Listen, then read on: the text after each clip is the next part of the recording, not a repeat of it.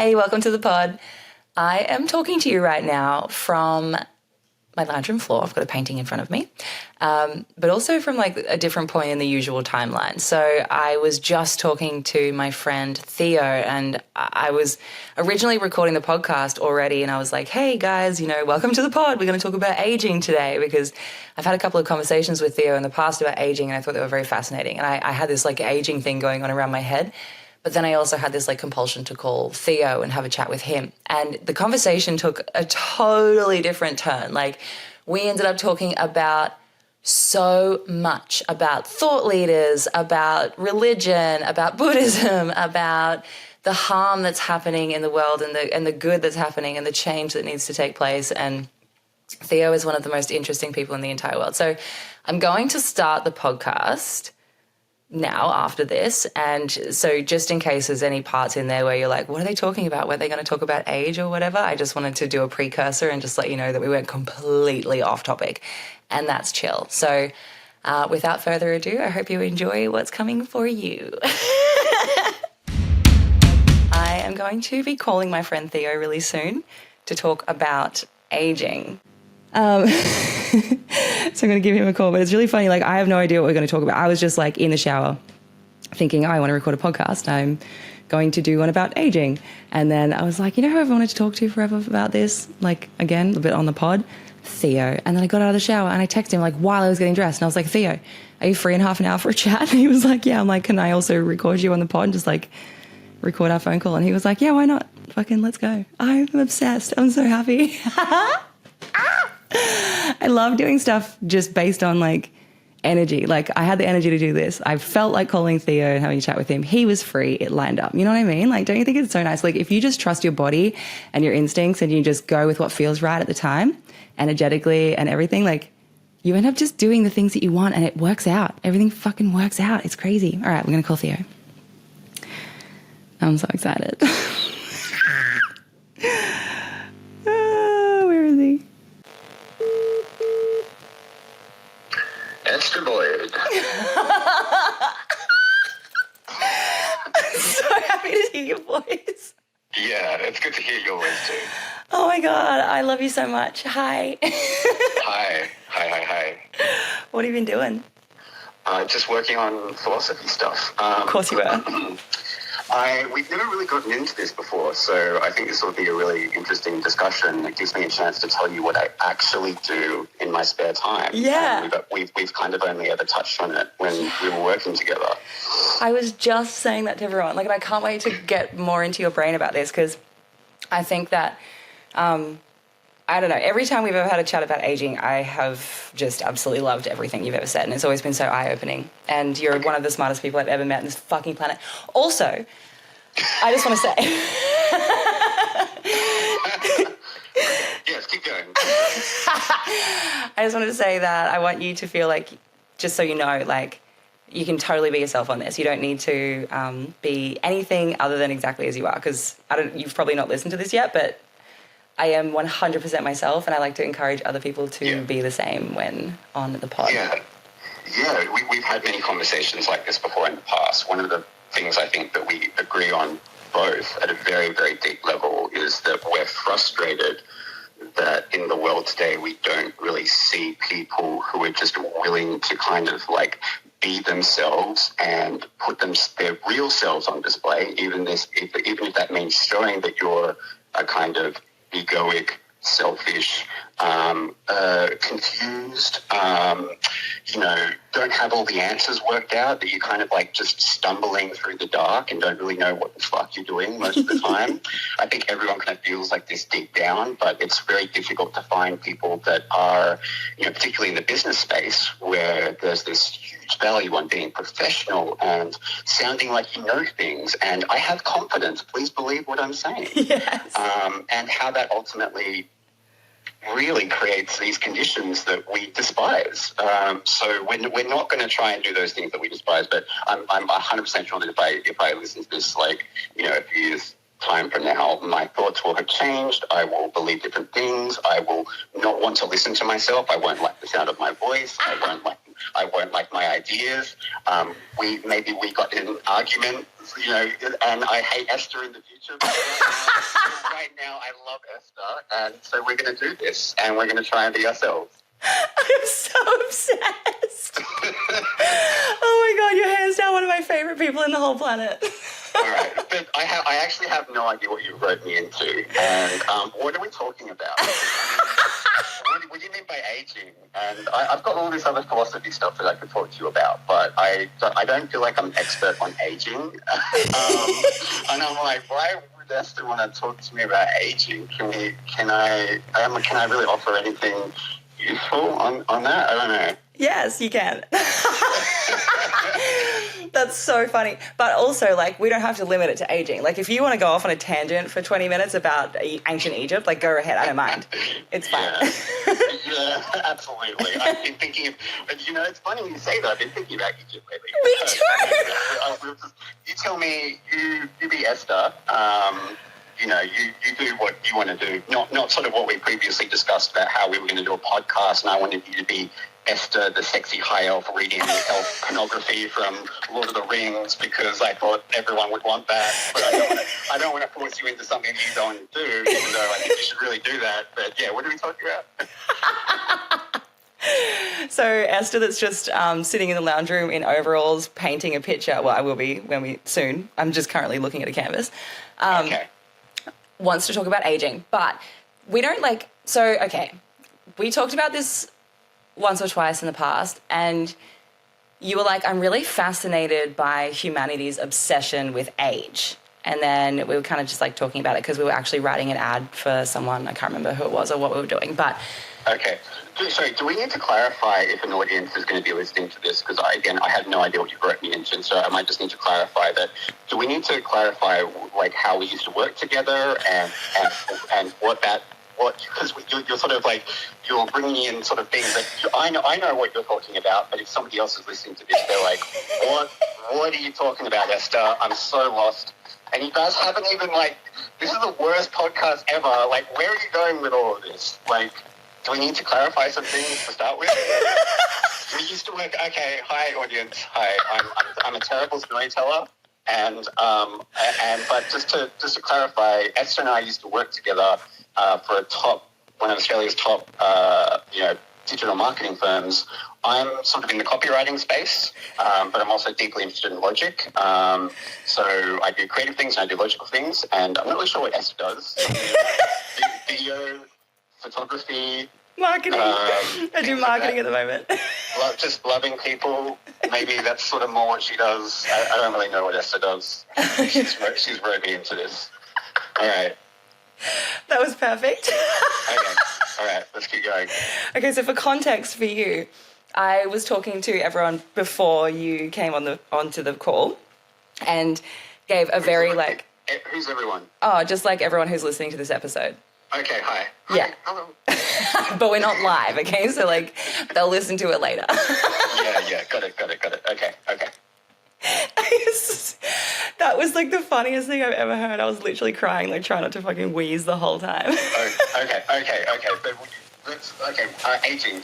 People want to hear about aging, maybe? I don't know. Okay, so I'll just tell you my thoughts. So, first of all, I need you to forget that anyone's listening, because forget about everyone else. They can just listen in. I can't do that, but okay. Yeah.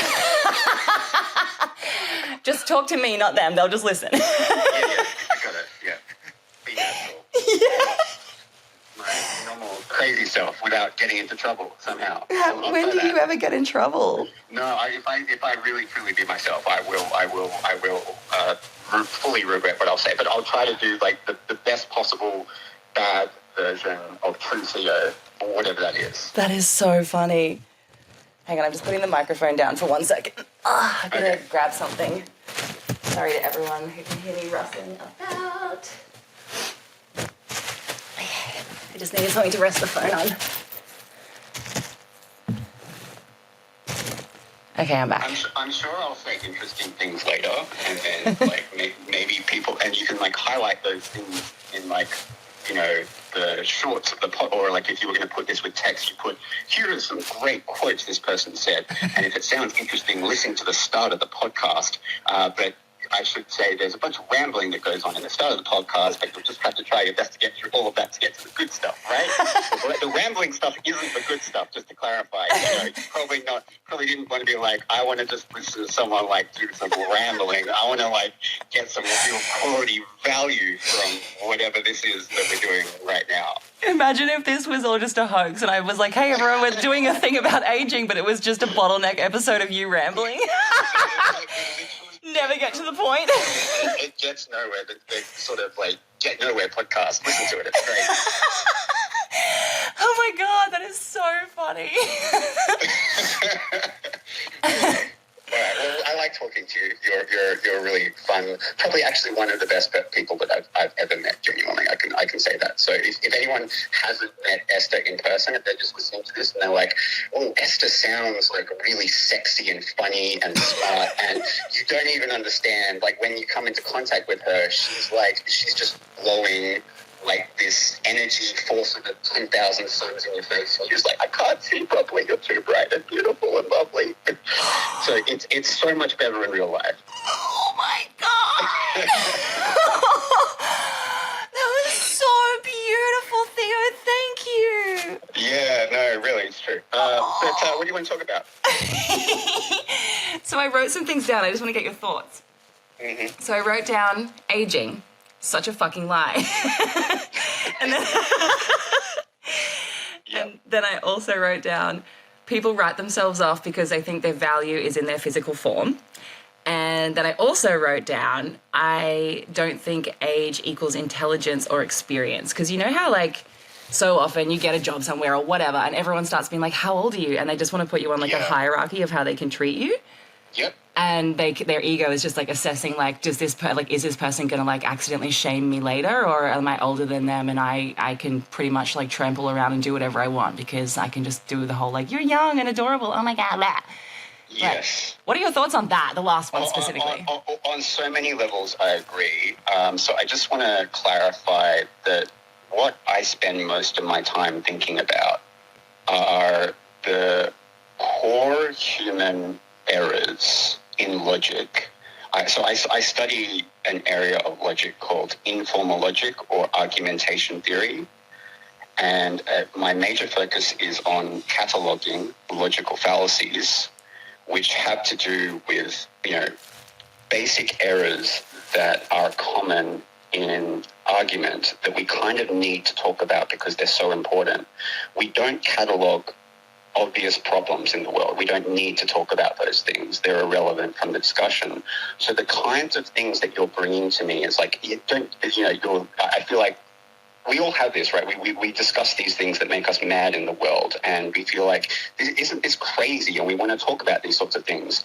And we try to get at this kind of underlying logic or a kind of principle or a way of thinking or feeling or putting these thoughts into being that we can grapple with. And that's kind of what I do. I catalog the most basic errors in human thought. You've just touched on several of them. Cool. And what I spend my time doing is I cluster together similar types of errors that then group under more basic errors. And then it's like if you think about a tree, it's basically anything that you can discuss that you would think of as either good or bad in terms of things that human beings do, which is pretty much everything that you can possibly want to discuss if you want to discuss anything.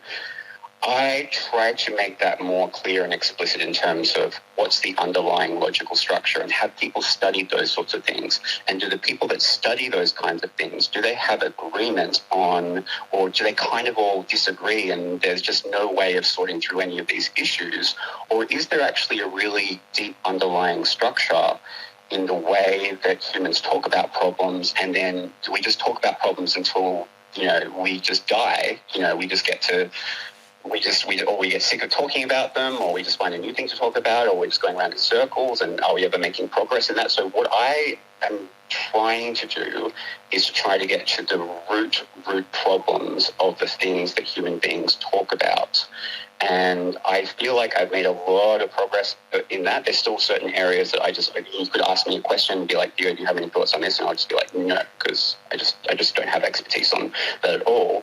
But the kinds of things that you just said about how people dismiss you because you're not experienced, or that age isn't equivalent to, having maturity or wisdom or those sorts of things.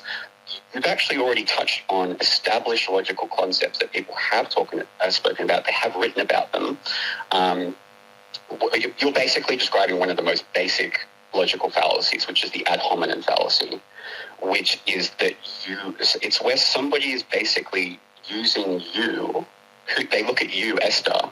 Oh, Esther's pretty. What could she possibly know? Or she's blonde. She's stupid.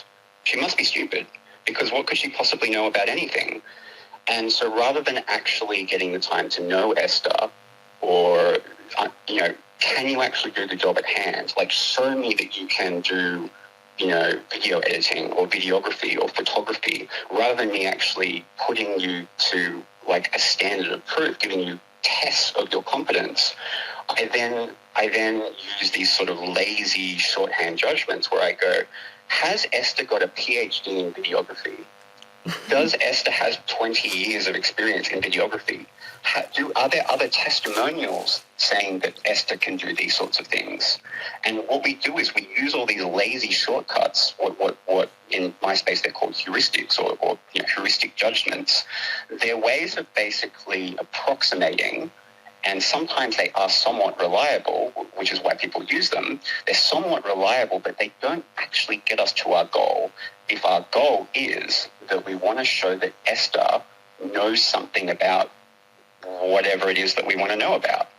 So the ad hominem fallacy is not what I consider the most basic fallacy, but whenever you talk about any kind of reasoning problem, I would say there's a kind of unholy trinity that tends to come up in their thinking. And that unholy trinity, one of them is the ad hominem fallacy. Another one is appeal to culture. And another one is appeal to people. They're basically all the same thing. And in the fallacy taxonomy, they all are grouped under what's called the genetic fallacy or the source fallacy, which is where instead of actually looking at the argument proof or the argument logic or the evidence, the direct evidence that shows something is true, we look at the source of where that information comes from. So, okay, it came from Wikipedia. Oh, it must be false. What could Wikipedia possibly know? It came from Fox News. It came from Julian Assange. It came from, this country, this prime minister, this leader. I don't like them. I do like them. And so, the flip side of the ad hominem is the appeal to authority. So, this person's smart. They've got a PhD. They're the leader of the free world. They're this, that, and the other. I just like them. I want to believe what they say. And so we jump to truth based on things that don't actually establish the truth. And that's where the core problems start to creep into a lot of the things that we have going on. And we know this as marketers because we use these kinds of shortcuts to help sell things, because testimonials we know work so well. It's an indirect proof that many people will take as a direct proof. And so, this is the sort of stuff that I try to make it more clear what's actually really, really going on behind what people are talking about. So, rather than me rambling, it might help for you to kind of Esther, to tell me what you're working on. Like, what is it specifically? Because the things you just said before about how people will, it's not really about age. It's more about wisdom. That's starting to get more into what I deal with as well. But would you like to sort of get into that more for me? Like pick an issue that you want to really, really talk about. Okay. Well, when you were talking just then, I was like, I wanted to know what your thoughts were on how people could start getting around that, like noticing that in themselves, that they're doing that, just being like, oh, they're kind of like measuring someone up based on something that doesn't really matter. Yeah. And like, how would you suggest, just from your own like personal experience or like whatever you reckon, that we stop doing that? Okay, yeah, sure. So you called me at a really good time, because what I was working on prior to when you just called me was I was trying to formulate very clearly, in a way that I understand and a lot of philosophers understand, what the kind of root of all the evil is, or what the problem really is, but trying to make it like, how do I communicate this in a way where I'm not sort of, calling up mathematics and logical symbols and just losing the audience offhand? Like, that's what I'm really focused on, is that there's this knowledge that people know, they've been trying to talk about for a long time, and it's not carrying across into society. We want to solve these problems, like war, like suffering, like people doing stupid things that we hate, and we want to yell at our TV screens because, fuck, you're killing us, and all these problems, and people can't seem to resolve them. And then you try and work it out yourself, and then you go and study philosophy, and it's fucking confusing. You've got all these smart people telling you different things, and how the fuck am I going to choose between all these different opinions? And these people are smarter than me. So, and this smart person over here is saying this one thing, study this school and study these, dead philosophers like, Aristotle and, Descartes and, Socrates and Locke and Kant and Hume, and, the list goes on and on and on. And you just feel like the problem is overwhelmingly difficult, and you're kind of looking for answers in other people. But yeah, you immediately hit this kind of, if I'm looking for answers in other people and who are smarter than me, then that doesn't solve the problem, because you just have a whole bunch of smart people saying different things, taking you in different directions. And it's the same. It's the same in philosophy as it is in religion, because it's like, okay, do you want to talk about Buddha or do you want to talk about Jesus? They have different systems. They go in different directions. They're not exactly the same. So that whatever we're kind of talking about in the human world, we kind of do have this problem of, if you want to try and really understand these sorts of things, you are then up for a commitment that is like, for me, I have suffered through many, many years of difficult stuff at the study that I don't necessarily, basically broke me as a human being, and I don't know that I would necessarily recommend that path to other people. Yeah. Because it takes a lot of time and a lot of self-doubt, and it introduces you into a world of ideas that part of you wish you didn't have rattling around in your head, because life, you'd probably be living a much happier life. Or at least for my particular being, that I found that I acquired a certain set of experiences that was very hard for me to grapple with. Now, somebody else might not have that. It might not be the same to them, but what applies to me doesn't necessarily apply to somebody else. But I'm just saying, like, if you're up for that kind of commitment, it's not an easy place, because it for me, at least, I've come to a place where I'm very happy with where I've now started to work out what I think the core issues are. And if I try to explain them, I probably explain them like this. The very deepest core problems that we have in society basically come back to the rule of inconsistency. But it's the conversation and the context around the rule of inconsistency that the interesting things start to happen. So I was trying to write it in a way where I was like, how do I make this really, really clear to people, what the core problem is? So I'll try to explain it this way, and you tell me if it makes sense to you. Okay. Because I don't want to do that whole, like, mansplaining thing that we've talked about before, where I just ramble and ramble and ramble. And it's like, oh, Theo is really egoic, and he just wants to talk at Esther. And Esther, he's not letting Esther talk at all. So You're not at all. These judgments are already coming on me. Where You're like, so self-aware. I'm not rambling. Please. I'm obsessed. This is why I called you. Okay. Take me through everything you wanted to go. Forget the whole reason I called. Let's go on whatever journey you're on. Okay, I'm going to give you the ultimate answer to everything. Okay, great. Right now. Are you ready for it? Yes. There are actually many ultimate answers to everything, but they all kind of, for me, exist within this kind of same discussion point, and it's the discussion point that revolves around the principle of inconsistency, or logical contradiction, essentially. The difficulty is you have to try and work out which logic you're establishing in the first place. So logic doesn't exist in this void, okay? It comes out of, it's like a representation of your being. So you, Esther, thirst for things, you want things, and then you want to try to achieve those goals, those outcomes, those value items that you want. So we represent those things in our language. A dollar sign is really where the whole conversation starts to gravitate around. We trade in these currencies all around the world. We can call them money, or we might just call it like a basic value. So that value has a relative difference where we understand that two things are not of equal value. There's a difference. And then this, in logic, can be formalized into a yes, no, A, B, on, off, up, down, left, right kind of category system, however you want to represent that. Because the problem is that I'm like, can I develop a logic of this? I was writing a bunch of rambling, crazy thoughts, which was like, can I establish a logic of maybe? You know, and I was kind of like, well, this sounds crazy, but let's try it anyway. If I say I maybe want something, Esther, you look at me and you go, wait, what? You maybe want something? Wait a second. Let's try and understand, what is that? You go to the supermarket and you go to the counter and you say, I would maybe like some bread and water.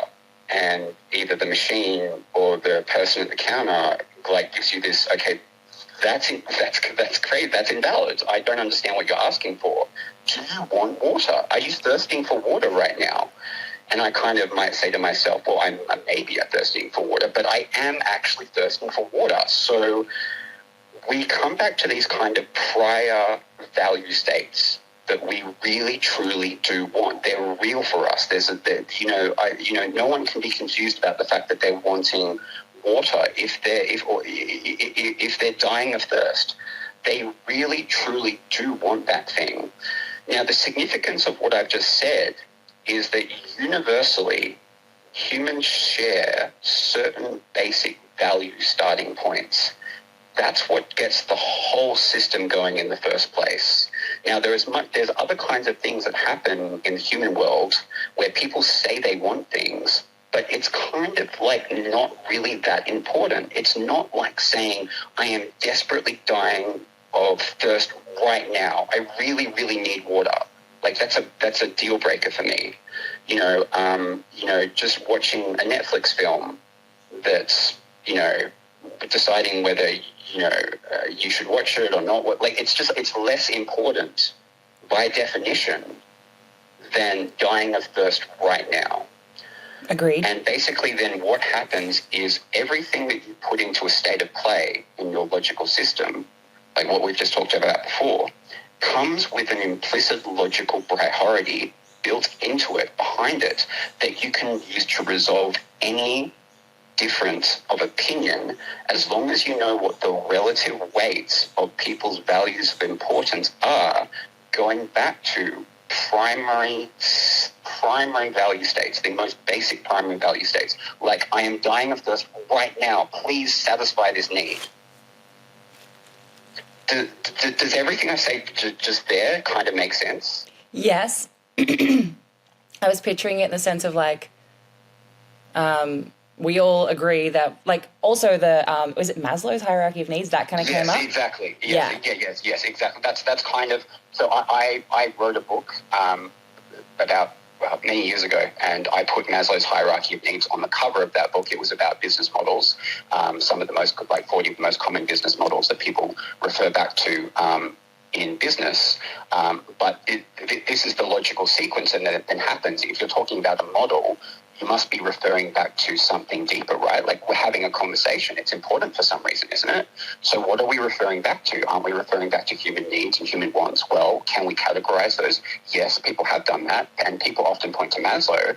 And although his model is flawed, and I studied the flaws in that, he's basically correct. It is sort of that you can have reversals. He talked about reversals. He's talked about the fact that they're not entirely universal, but generally speaking, this is a very, very good model, and that's kind of where we're all coming from. Now, the difficulty is human life gets so unbelievably complex that we don't see what and our language clouds what we're actually really talking about, and sometimes we just want things that we don't actually need. Yeah. And that's kind of what it actually all comes back to. It's a kind of necessity of logical priority, where you're saying something is vital or necessary, or you're using this word important. Theo, this is important to me. And I stop and I say, Esther, what do you mean by important? which was what Socrates was doing. And he found that people say things and they just talk and use patterns, and they don't actually know what they're doing. They want things that they don't actually really truly, in their own, when you look at what their own axioms that they establish or their own starting points, you'll find they're actually contradicting themselves.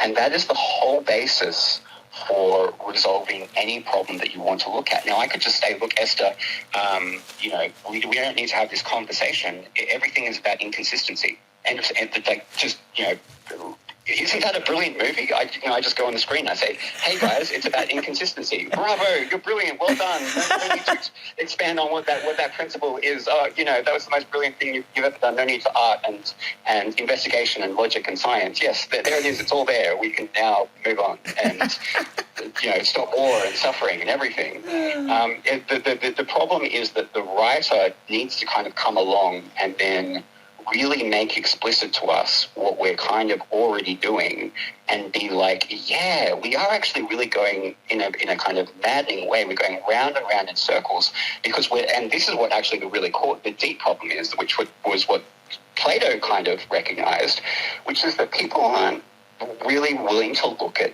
themselves. No.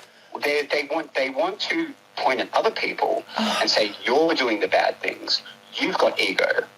You've got this kind of, Theo, why are you yelling at me right now and judging me, and you're the problem. I'm not the problem. I'm not doing anything wrong in my life. Stop yelling at me. And I'm just trying to raise kids and a family, and you're just giving me all these judgments. You get defensive, and then I you know how there's this microaggression thing that goes on in culture, where people are or they get defensive or whatever. I was kind of thinking about, I think actually a lot of the core problems that we have in society is it's a kind of ego on ego problem. Someone looks at somebody else and they go, you've got ego. And that statement or that judgment is actually one of the most egoic things that you can do. I know. And how can I justify that statement? Because it goes back to what we've just discussed. If we're not willing to sort of deal with these primary points of inconsistency, if we're not willing to recognize that I myself won't look at myself, how can I expect anything of anything else? And this is why I think Buddha becomes one of these primary figures in our culture, because he was ultimately willing to kind of sit down. I'm not a Buddhist, by the way. I just want to clarify. I'm not trying to sell a miracle cure system. All I really care about is cataloging all these primary core issues so that whenever I say something, I'm like, do I actually understand what the fuck I'm talking about? And can I make any real meaningful progress in understanding the world if I don't actually look at this? And so when I think what you're really getting at and what's behind a lot of your stuff is there really is this deep ego problem with human beings that human beings themselves won't look at. They won't look at their shadow self, and they look at other people and they go, that problem is out there. So when you just scroll through social media, look at the people complaining about other people. I know. And how deep it is. And it's okay, you've probably got a valid point there. I agree with you. But people have been doing this for thousands and thousands of years, and in a way, it's not getting better. I mean, in some ways the world is getting better, and in some ways the world is getting a lot worse. It's getting a lot worse in the sense that we're developing technologies now that are getting so powerful that anyone who understands the nature of these technologies can misappropriate them and use them for catastrophic consequences. So, it really actually does become a matter of life and death. We need to talk about these ego problems that people aren't willing to talk about. We kind of actually need to do the opposite of what has been going on for thousands and thousands of years, which is it's not good enough just to care about your family, your relatives, I don't want to look at the problems in the world, with how we're destroying the world and wiping out other species and all this other stuff, because I'm just paying a mortgage and I'm just trying to do my job, Theo. Stop judging me, God damn it. It's sort of slay. That was so great. It's not good enough for us to just keep going as we're going, because the very serious consequences start to arise from this. So the philosophers and the writers and the artists come in and they try to stop the madness. And a lot of these writers and philosophers know the problems deep down, but they can't actually deliver them in a way where people are ready to hear the problem. Do you know what? Before you go on, will you keep that train of thought or will you lose it? No. I write about this all the time. Okay, I'll never great. lose that particular train of thought. Good. It's like I just keep writing about it. So yes. Wait, what were you saying? I lost my train of thought.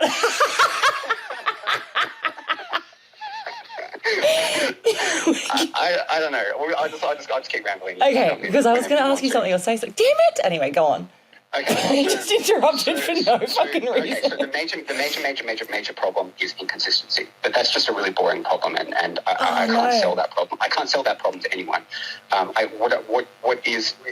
is the core problem. But to expand on that a little bit, that is what the job of the writer and the artist and the creative person comes in. They do. They try to look at what is the core problem going on with human beings, and then they try to deliver it in a vehicle like Game of Thrones or like MasterChef or like here's some pills from the pharmacy to make you feel better. Yeah. Okay, so all of these and religion, and we have all these solutions to this deeper level problem, and then we're trying to grapple with it. So what is the problem? Well, the problem is us. It's us as human beings. It's human nature.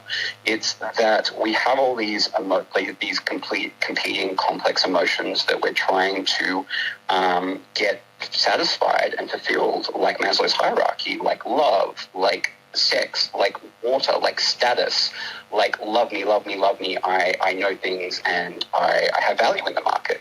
Because if you don't have value in the market, you're fucked.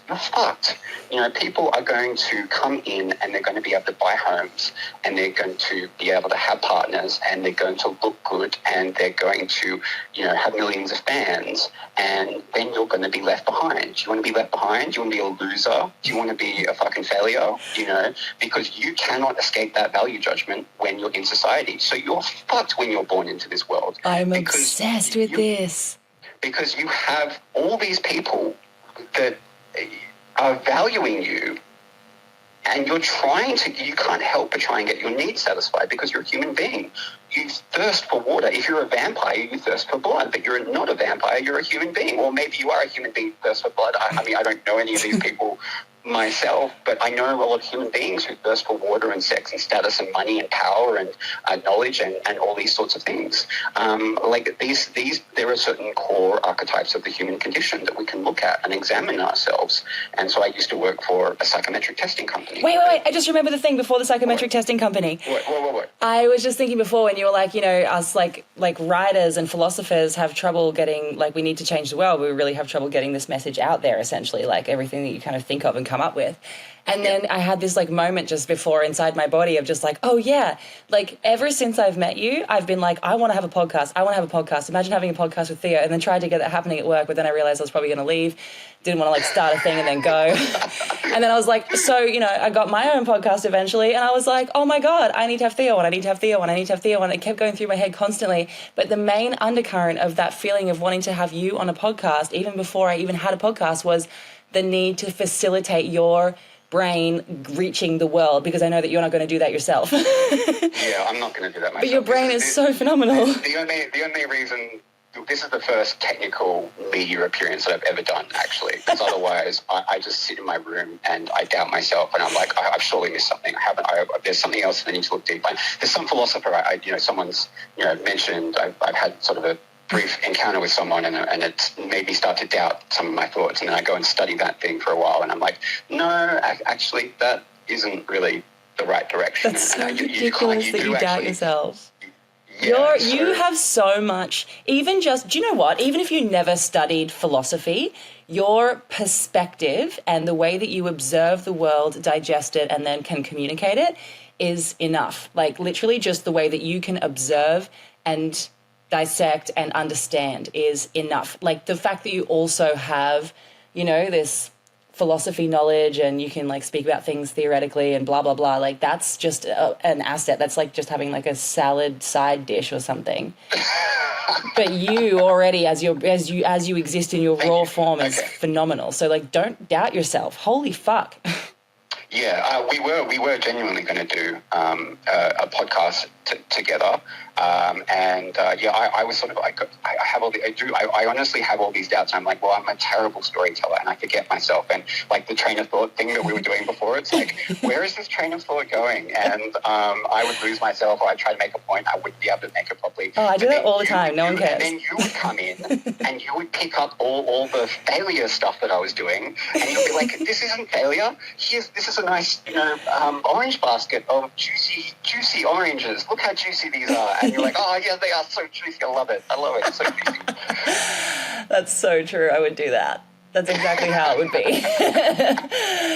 Oh, I love that so much. So back to the psychometric testing companies. Okay, so what I initially, I guess, one of the difficulties in life that, you probably find is that because what we're trying to really, so I was going back, so if I go back to that ultimate, the meaning of everything is inconsistency. Actually, can we just talk about the meaning of life for a second? Yeah. Okay, so people talk about this all the time. It drives me crazy. The meaning of life. The meaning of life. And then they're like, oh, it's happiness and all this other stuff, and it's like, yeah, that's kind of in the ballpark, but no one really seems to be. Honestly, you might get this yourself. You it's like being in the film The Matrix, right? You're that Neo character, and Morpheus is telling you there's something wrong with the world. You don't quite know what it is, but it's driving you mad like a splinter in your mind. It's something you can't put your finger on. And I would explain it like this. This is what happens to me. I listen to people talk, and I watch them, and I observe them, and I ask them questions. It's sort of like a Socrates character. I say, what do you mean by that? What do you mean by happiness? Or what do you mean by the meaning of life? And then someone thinks about it, and they look at me a bit puzzled. They're like, are you my friend, my enemy? Are you judging me? What's going on? There's like that initial kind of reaction. But when they understand that I'm kind of just like equally caught up in the confusing muddle and trying to work it out, they're like, oh, okay, here's what I mean by the meaning of life is happiness. I don't know what the fuck I'm talking about. I just talk. My brain gives me thoughts, and I'm giving those patterns to you. So Theo, can you sort them out for me? I don't know. What do you want me to do with that? I don't know. My brain has patterns and thoughts too, but I'm trying to sort through them. So when we talk about the meaning of life, what the fuck are we talking about? And what it really sort of comes back to is that we're establishing from prior terms that we have these values that we really truly do want that are more primary than other things.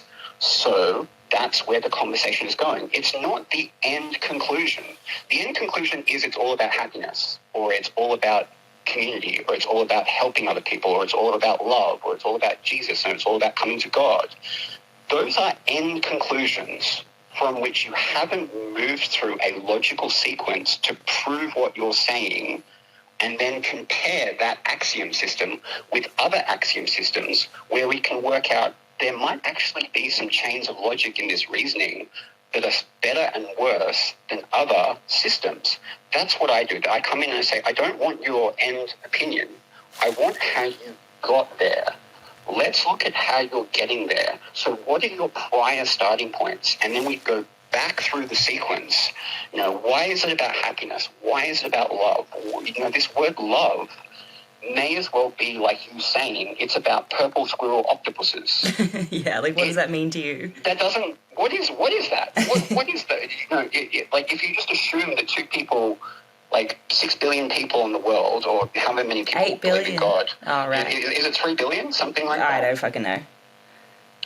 Many billions of people believe in God. I think we can probably agree on that. Yeah. But these are mutually exclusive systems. Not only are they mutually exclusive in a general sense, they're mutually exclusive, i.e. they contradict themselves in almost every single individual case. Because when you sit down and ask someone what they mean by God, what they mean by happiness, what they mean by love, it will be different to what somebody else says, because they won't mean it in exactly the same way, in exactly the same point of time, in exactly the same kind of emphasis, degree, focus, locus of control for their life. Their life moves in a different sense shift than it does from other people.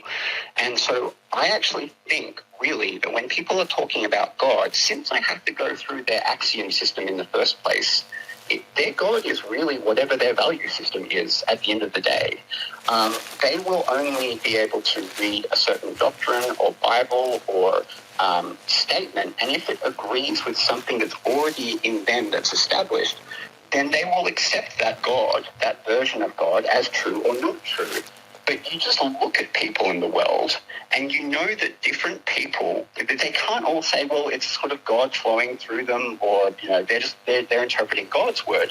Because you look at the people when they're interpreting these things and they differ within their own systems. Different Christians disagree with themselves. It's sort of an infinite regression problem of there's no real God that's holding their value system together that they can kind of point to and say, I'm doing just what God wants me to do.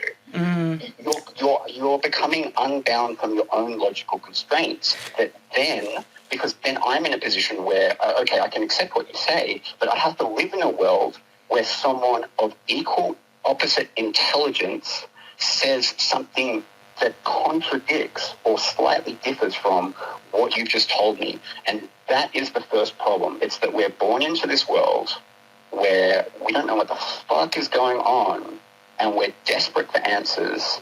And then as the game gets going, we start acquiring the patterns that are closest in proximity to us. So I'm born in Afghanistan. I believe certain things about the world, and maybe America is my enemy, and maybe there's this particular version of God that came through this particular prophet. And if I'm born in America, I might believe the exact equal and opposite sort of things, because smart elder people are telling me, that it's all about, hustling and making money, and, and Jesus wants you to be rich, and, all this sort of thing. Or maybe Jesus wants you to help the poor, or, Jesus wants you to do all these fucking different things. And it's sort of like, well, hang on a second. You're all telling me what Jesus wants me to do. This is fucked. I don't know what to do. Esther, help me. Work out what the fuck to do. So for me, it was so maddening, and I became so really angry and dissatisfied and depressed, kind of, in a way, because I felt like it was kind of like so unfair to be born in this world where I'm not really that smart, and I know truth and philosophy and that sort of thing, that it was really, really hard for me to try and kind of work through all these problems on myself. Because you do have this infinite problem of these intelligent people giving you these opinions that then people go, well, it's just okay to accept whatever opinion because that's your culture, and you can believe whatever you want over there and them, and this religion can do that, and these guys can build nukes over there, and we can go to war, and that's okay at the end of the day.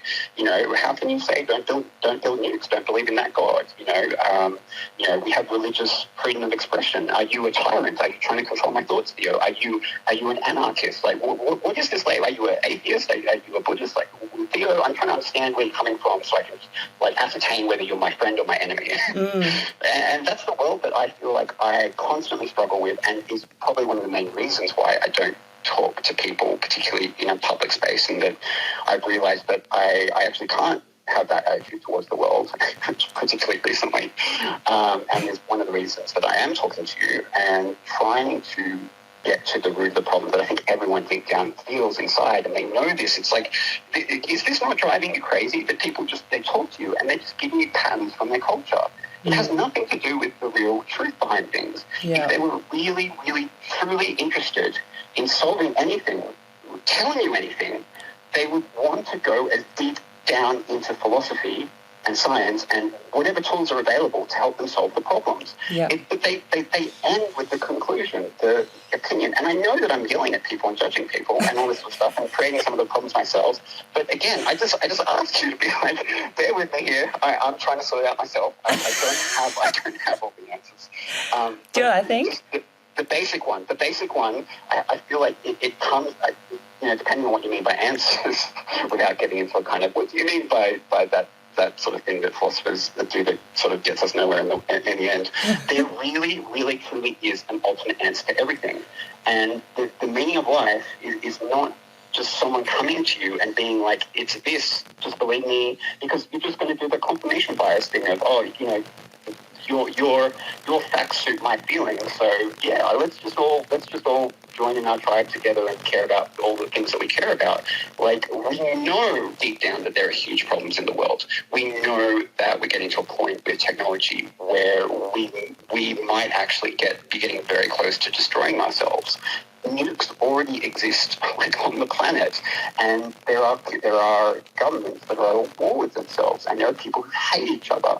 Like, just recently, I try not to get too bogged down into any news or politics or anything like that, but the Israel-Palestine thing has just flared up again in the news. You know, these are people. There are people on both sides. Like, there are sides here.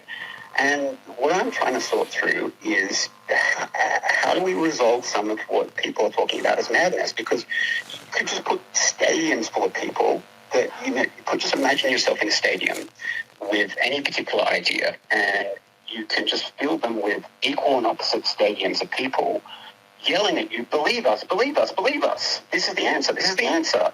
You know, hate them, love me, do this. You know, make a podcast, or go into the wilderness, or I don't know, what do you want to do with your life, sort of thing. You know, people have bullshit answers for everything, and you know that it's not true deep down. You know that there's this kind of gnawing problem in the back of your mind where you don't have the answers, and you're looking for people, and you're like, God damn it, I want somebody to sort it out for me. And you want to yell at other people. You want to feel self-righteous, and you want to be like, you know things and have certainty and all this stuff, because we're human and we have ego, and because we're sort of part animals, and all the great literature sort of, circles around this point. You could literally just write a book. Dostoevsky could have just gone, it's about inconsistency, full stop. But we know that when we're still, that there's like this runaway problem that's happened that we're trying to claw our way back from, and that we're not finding the right solutions quickly enough. And I'm like, how do I address this? Because it's not good enough just to point to logic or philosophy. People just don't want to fucking study those things. It's too difficult. People are looking at me and they're like, I maybe sort of get what you're saying a little bit, or you lost me at some point, or you said something there, and I'm like, it conflicts with what I was taught by my parents or teachers, or like, I just don't like you. I don't like the sound of your voice. Like, I just don't want to listen to you. Fuck you. You said a bunch of stuff about Jesus and Buddha. Like, I'm attached to one of those systems, so you can't fucking talk about my system. Fuck you. What do you know? You're a 20-year-old, blah, blah, blah. I'm not 20 years old, but anyway. you sort of get the point. It goes back to what you started with. People use these heuristics and shortcuts. You're not white. You're not smart enough. You're not experienced enough. Just, like, look past all the bullshit that I'm giving you, like, with my ego and my inability to communicate and inability to whatever you hate about me. And just be like, does some of the stuff that I'm talking about in the world, like, does it touch with you where you're like, yeah, okay, so people say these things, it must mean they have prior logical starting points.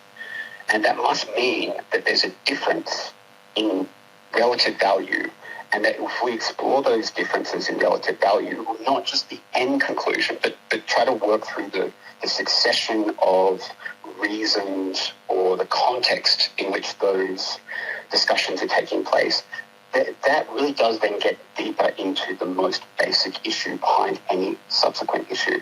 And what I would say is that it's the inability to want to explore that is the primary problem that philosophers have been pointing out for a very long time, and other artists have as well, because it's not all about philosophy, it's not all about the head only. But if you then point to something else, like, oh, Theo, it's all about the heart, just be in the heart. My mum tells me this all the time. What does she say? You're not in the heart. You're not in the heart. What does she, like, I feel like I know what she means, but what do you feel like, what does she mean? What does that mean to you? Because I spend all of my time in my room doing philosophy, and I get caught up in, abstract, discussions and principles, and I just she sees me kind of like zoning out and not being in the present, and it means that I don't I don't appreciate the sunset and nature, and I can't like give love to people perhaps in the way that she would. She doesn't. She's actually one of the most, like, I was probably born to probably one of the best people like I could have possibly been born to. She's like, in two words, she's like love and light. I guess that's 3 words because I added the and. Anyway, I'm getting too caught up into I it. am But obsessed with that. She's love and light, and she let me do anything I wanted to do when I was a kid. And like I could have smoked, I could have done drugs, and she would just be like, "I love you, Theo, unconditionally, whatever you want to do." And she thought I was going to be like this Buddha person when I was really, really younger. She would like, she would talk me up and she would do these sorts of things. And then she noticed that as I got older, I got bogged down in philosophy and thinking and all this sort of stuff. And I had lost my original Buddha-ness that she said, well, from a young age, you had a Buddha-ness to you. And I decided that I was kind of more, I wasn't really interested in the Buddha path of like just kind of like, I just felt like he was sitting it out. Buddha was sitting it out. It's kind of like there's many things I like about Buddha and Jesus and all the religious figures. That there's always there's something in all of those figures that you can draw from. But what was driving me crazy, which is what the philosophers, what draws a lot of people to philosophy, is that there's so much madness going on in the world, and that if you want to try to put your skills and your effort into solving anything, you're going to ultimately come face to face with the fact that you're going to have to grapple with systems that very smart people have developed that look very imposing, that can require lots and lots of years of study to try and understand language and to understand when someone is making an ambiguous statement, or they're switching their terms, or they're making an ad hominem argument, or one of the thousands of other fallacies that I study.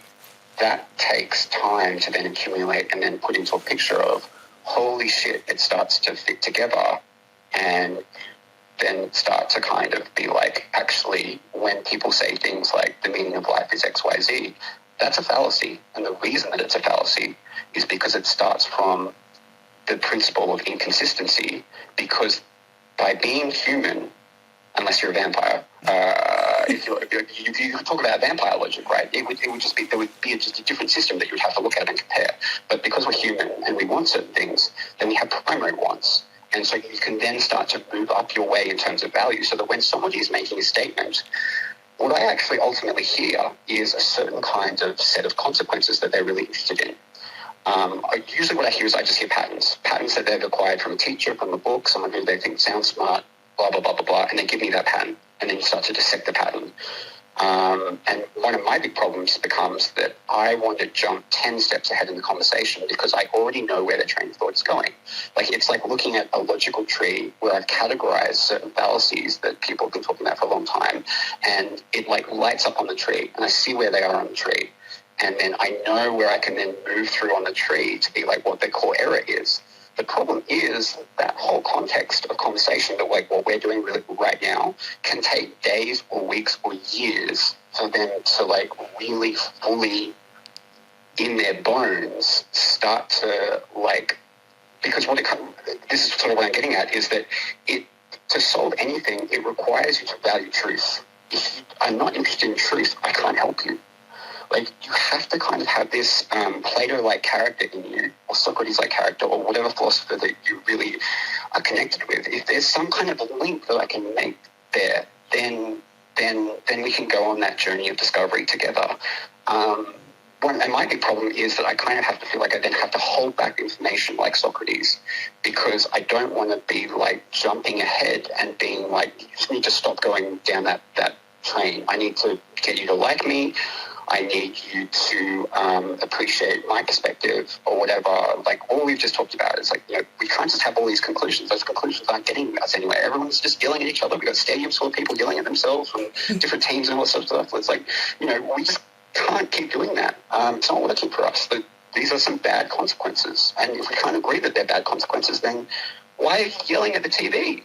You're yelling at the TV and you're saying there's a problem, but you're not willing to look at philosophy or errors or your own shadow. Whatever. Yeah. I think like what you said earlier as well about people just not being willing to look at themselves or their own shadow has like that's for me, I feel like the beginning point in all of this. And then also when you were saying, to like, you've got to learn all kinds of different things if you want to, do anything to change the world, and you got to suddenly like be able to speak the language of very powerful people and whatever. Yeah. I feel like that's very overwhelming. Obviously, but it's like, if you think about doing it with people, so like, I'm always thinking about how I can change the world. Like, I actually just can't stop thinking about it. Like, I, like you, will just, like this weekend, everyone's like, what are you doing? I'm like, I just want to be alone, because my brain has just been circulating about humanity, all of the issues, all of the beautiful parts, like what people need to do. It's like a puzzle just keeps forming in my head of like, click, click, click, click, click, like do this, then this, then this, then this. Like, I'm getting all this information just like flying into my brain, I guess, from like a lifetime of experience and just the universe in general. I feel like I'm on some kind of fucking frequency now where I can just, I don't know, like I have so much energy behind me to change the world. And I know, because of lessons that I've had to go through and learn, that this is not a thing that like one person could do by themselves, right? Like, I feel very pulled to facilitate people like you, like, and like help you get out there into the world, because then you never know what will happen. Like, maybe someone who has connections in crazy powerful areas hears it and goes, oh my God, like, Theo, what you said changed my life. And then you just never fucking know, right? And I think everyone needs to work together a little bit more. I agree. Like, there's just so much yelling and finger pointing, and people aren't looking at themselves. They're just looking at someone else and looking for anywhere to blame, and they're trying to box themselves in and box each other in, obviously. So it's like what you said about how someone's like, oh, like, let's just say you're Buddhist, I'm Buddhist, we must get along and have the same ideals. But maybe like you're actually a fucking racist. Like, we don't actually have the same ideals. But just because you're Buddhist, I would take a longer time to figure that out, because my initial thing would be like, oh, he's a good person, instead of figuring out who you are for myself and what I value in a person. You know what I mean? Obviously, you're not racist or Buddhist, but like, to clarify. I don't know. Yeah, what I want to say just very quickly is that I think probably on some level, anything you say has a variability of, just by being human, because we kind of do this, like, it's so difficult with language, because I know what you mean, and then it's kind of like, but in a way, it's like there's always this kind of like, just by being human, we have all these simultaneous competing wants and needs. Like, they're all there. They're all kind of like, it's like this weird mishmash of like, the sea is flowing in the background, and there's like, your brain gives you thoughts that you yourself don't want to agree with. Like, judge that person. And I'm like, is this me? Who's this talking? Like, what's going on? What is this voice? I would say, depending on the tone, I feel like people go through an argument inside themselves, if they're self-aware, between their ego and their higher self. Yeah. And it's almost like their human self is just taking a seat looking at the situation, and their ego is having a conversation, and their higher self steps in, like their wizened version of themselves, who is the good person with the conscience and stuff, will step in and be like, actually, maybe not. Like, check yourself. Like, you're not the fucking best at whatever. Like, why are you judging that person, And then you start to be like, oh, okay, like, I wouldn't want to be judged like that, would I? And then, you start to have a bit more compassion and all of that. So I think that voice, anyway, go on. I'm so glad you mentioned that, because I bet this is actually, I think, one of the most difficult problems, at least that I've ever worked on, and it's been consuming me lately like crazy, which is, how do I know the difference between what we might term shadow, ego, animal, patterned, cultural value creature that just doesn't want to think about things and is just kind of like, maybe it's my brain just giving me a bunch of patterns and thoughts and from a book I've read or something like that. And then I'm like, what is that actually what I believe? Like, where is myself in this whole like mishmash of voices and personalities and aspects of my brain that seem to be going on and off at all the time? Like, there's clearly a core me personality, but on some level it's kind of might just be these patterns that I've acquired through society, because like, look at what society might be. If I always think about this, like in 500, 100 or 500 or 1,000 years, or if we met alien species, or if we put you in front of a super intelligent computer that actually kind of knew everything, or just like a hyper intelligent machine or whatever, and if we put you you in that chamber and we were like, okay, give us a true statement. What do you believe, or who are you, or something like that. But also, if you say anything that we know, because we know everything, if you say anything that is actually wrong, or you kind of like, if you're like fucked up in any way, we're just going to obliterate you. So there's some serious consequences now to what you say. And I think to myself, what do I actually know? Do I know anything? Do I really know anything? Would I be willing to put the world on the line, or whatever I cherish most deeply? Like just make the consequence matter to the person, so that there's a pound of flesh on the table if you get the answer wrong. And then it just starts to become a very serious problem of like, where do I begin? And like, where do I start, and where does the world end, or whatever? And am I basically because I do read these things where people are like saying, you just got it, the self is an illusion, and you've got to look past that, and you're really just a state of consciousness that's part of this higher state of consciousness, or whatever. And the more and more I started to think about that, the more I started to realize it is actually a fallacy. I don't know what to call it. It might be the all is one fallacy, or the spiritualist fallacy, or something like that. The reason that it's a fallacy, again, is it comes back to inconsistency of people's valued actions. People, when they are living in the real world, they go to the supermarket and they purchase things like Cocoa Pops, and they go home and they don't sit there like Descartes going, I wonder if there's a spoon in my hand right now. They actually do eat the Cocoa Pops, and it has Cocoa Pops, or whatever it is, bread, water, whatever they buy from the supermarket. And then that has real consequences in the world. It affects other organisms who they act as if they are actually separate from, because they really do this in the real world. If you know human beings, there's a kind of argument that then some of these people come back to, which is like, oh, the self is just an illusion. You need to transcend your ego. Which is what my mum keeps telling me. Like from every third conversation we've ever had since I was a young boy was, you're too much in your ego. But I'm like, but I'm concerned about consequences in the world, and that's why I'm trying to study philosophy, Mum.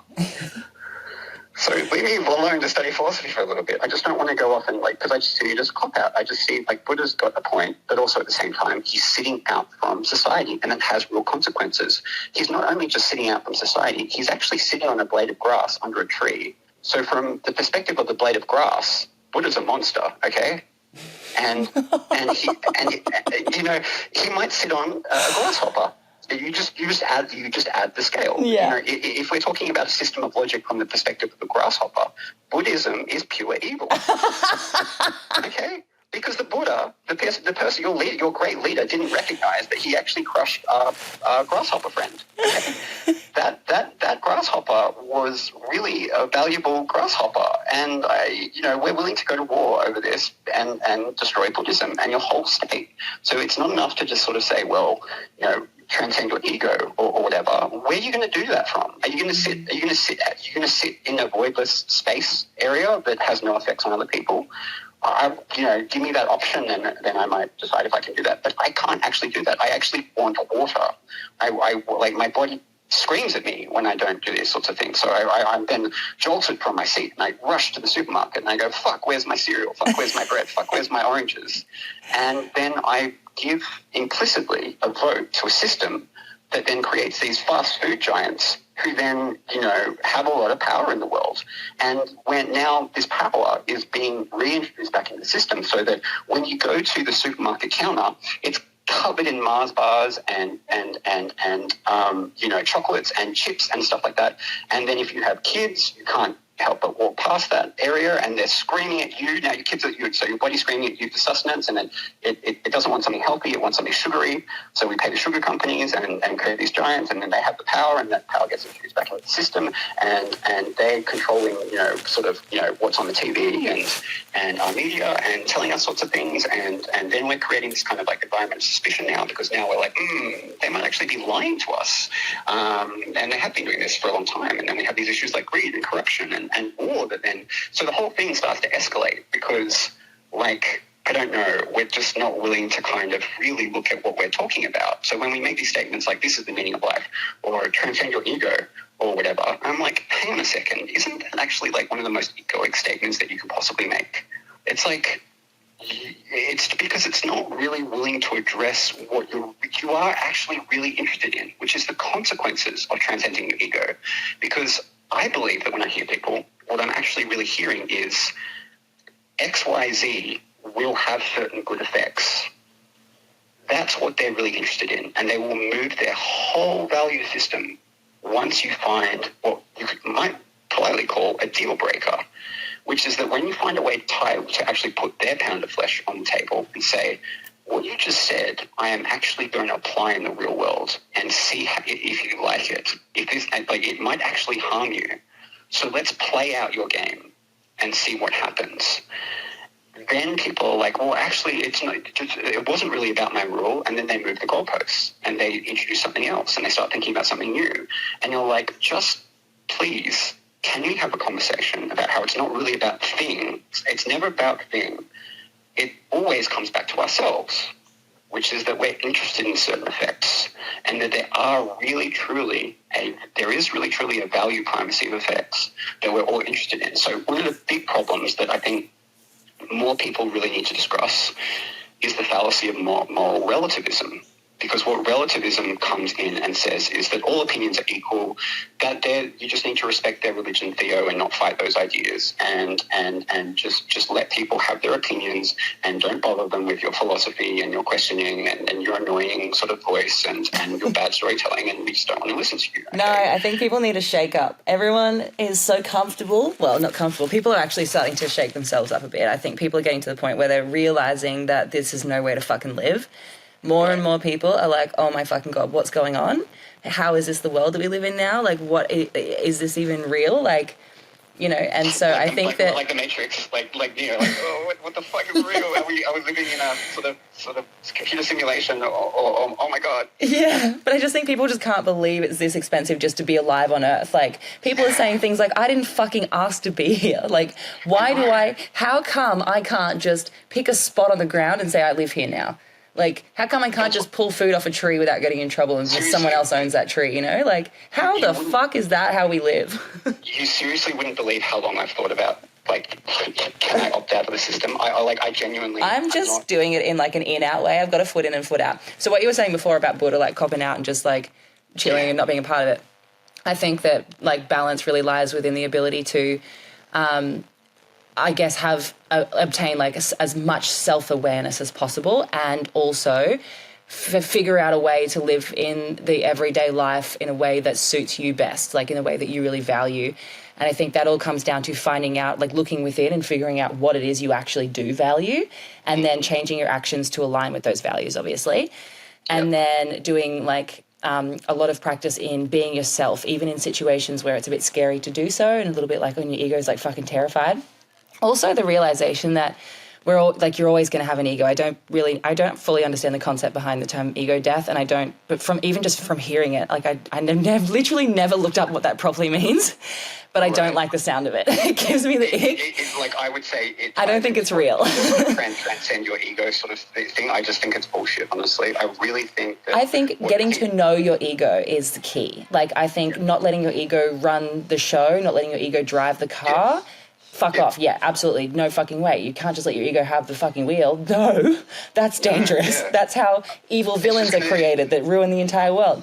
But what we do have is the ability to see your ego and see yourself for who you are, and look at the things that trigger you as a flag for, oh, I need to do work on this situation in my life. Or if you feel your ego getting fired up about something, you feel like you need to defend yourself, you feel like you need to prove yourself, you're like, all right, why? What is it that I feel like I'm lacking that I need to actually look at and address in this area to become more whole within myself? Right.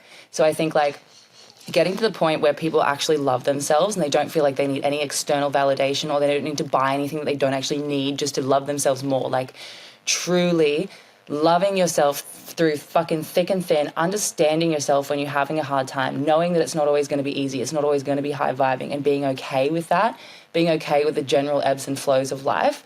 Like that to me is where a lot of good change can begin, because when people start doing work like that and they actually start assessing themselves in these ways and everything, they eventually will realize they need to be a bit more creative. They need to like slow down a bit more. They need to do things for themselves that feel good. They need to assess their energy in any given situation. Do I feel good about doing this? Do I feel like doing this thing today? Would I be better utilizing my energy in a different way? Like, my energy is my life force. Like, this is all I have to survive with. It's fucking everything. Like, treat it like gold, you know? And when you start like going down that path and just one thing after another, you realize that you are just this like beautiful being in the world who is just existing, and it's really nice to be present in any moment that you can. And sometimes it's nice to skip off into your head into another dimension and access all this amazing information inside yourself. And sometimes it's nice to like just go party with some friends or whatever and want to look hot and dance or whatever the fuck it is that you want to do. Like acceptance, I think, is a huge thing that can help people move forward, because then like when you can accept yourself, you realize that you can accept other people for who they are as well. And you don't feel the need to prove so much. You can actually work together as a team. And when you can work together as a team and collaborate, you can actually make real change happen. Like, this is one of the biggest fucking missions I'm on right now, is to try and get people to unbox themselves, to get more creative, to love themselves. But also, like, first things first, like, who the fuck are you? Understand yourself. Understand the version of you that is in the shadows and shine a light on that area in your own life. And then you'll be able to do all the other stuff so much easier, because you'll be walking around way more conscious of your own thoughts and actions and more understanding of yourself, less scared of everything, less fearful, less like easily triggered into a state of like anger and anxiety and stuff. And we'll actually be able to work together and make fucking something happen. Like, there's only like, how many billionaires even are there? Like, there's so many more people in the world. And we're just like, oh, you can't change the system, it's fucked. Like, too many people in power have the control. Yeah. It's like, do you know how many? There's 8 billion people. We can do stuff. We're not fucking powerless. And I won't have that cop-out anymore. Everyone's exhausted, and I understand that. I was too. But we need to make changes, and you can. You just have to get out of your fucking comfort zone and be willing to go through a slight bit of discomfort and set the intention to do so. I feel like your voice and everything you just said is actually has been a conversation that's played out in my very head. Oh my God, cool. This is what I mean. I do think that we have like a shared consciousness. I do think there is a frequency that people can access and like go into like a bee or an ant or a fungus kind of situation where we can just like absorb things from osmosis. Yeah, that kind of thing. Or maybe not even... Jung, the psychologist who was also sort of responsible for this term, you know, the shadow self, talked about it as the collective unconscious.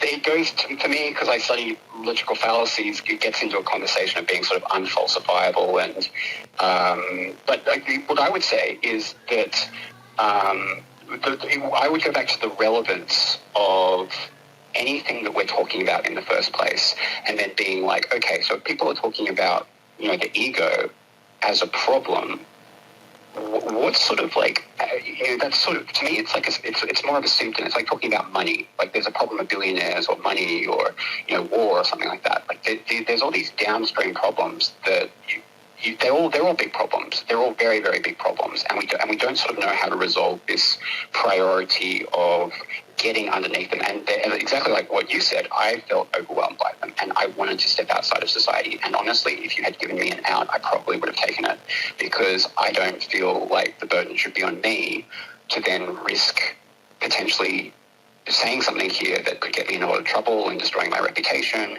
and offending religious people, because I think their systems are bullshit. I agree, and I had so much fear around this stuff too. There's just like, I've gotten to a point where I'm like you, where I'm just so exhausted by the whole thing. I'm exhausted, I'm sad, I'm angry, but also I just don't feel like, when I've been studying logic, that I just arrive in a place where it's like there is actually a certain set of logical things, and you now just have to have the courage to follow your judgment.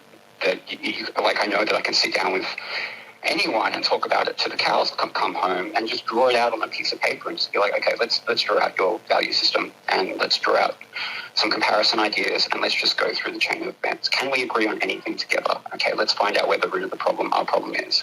Okay, so we're talking about ego, or this concept of ego death. Are we really interested in the concept of an ego death? Because if I say to you, like, hey, isn't your ego actually useful in some certain kinds of ways? Like, right, yes, exactly. If I had to get up on a stage and lift up the energy, sorry, my neighbours' kids are outside. Yeah. If I had to get up on a stage or whatever and like help lift the energy of the entire room, you know, carry people along on this amazing journey or whatever, and, you know, do some kind of like way of a hybrid between a performance and also educating and helping people or something like that. Let's say I'm in that kind of context or whatever. I feel like there would be a certain level of stepping into a specific energy to do that.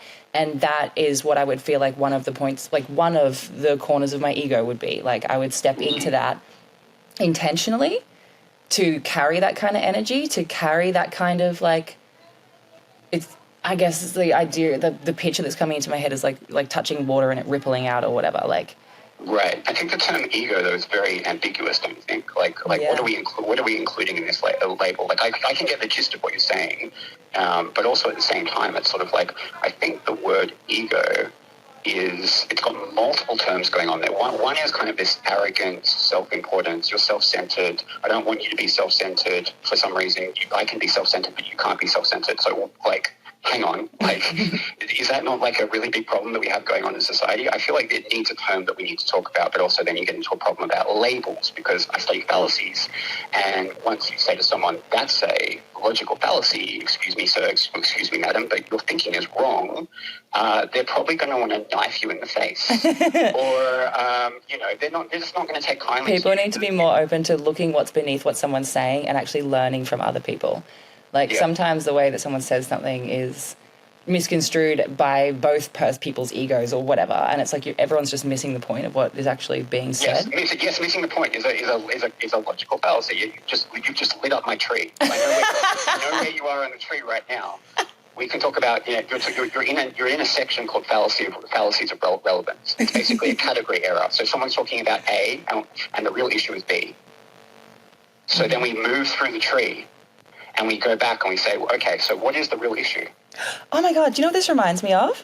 So I was on the news and like on this like fucking press tour basically for about a month, where I had, because I posted a TikTok video saying I don't think that Noah, my 15-year-old, should go out and get a job just for money. Like, I want him to experience life while he's young and then go out and get a job when he's older or whatever. Mm-hmm, and like I do... Anyway, I posted this video. It went viral, and it went viral because so many people disagreed, but also it reached a lot of people who did agree, which was fun.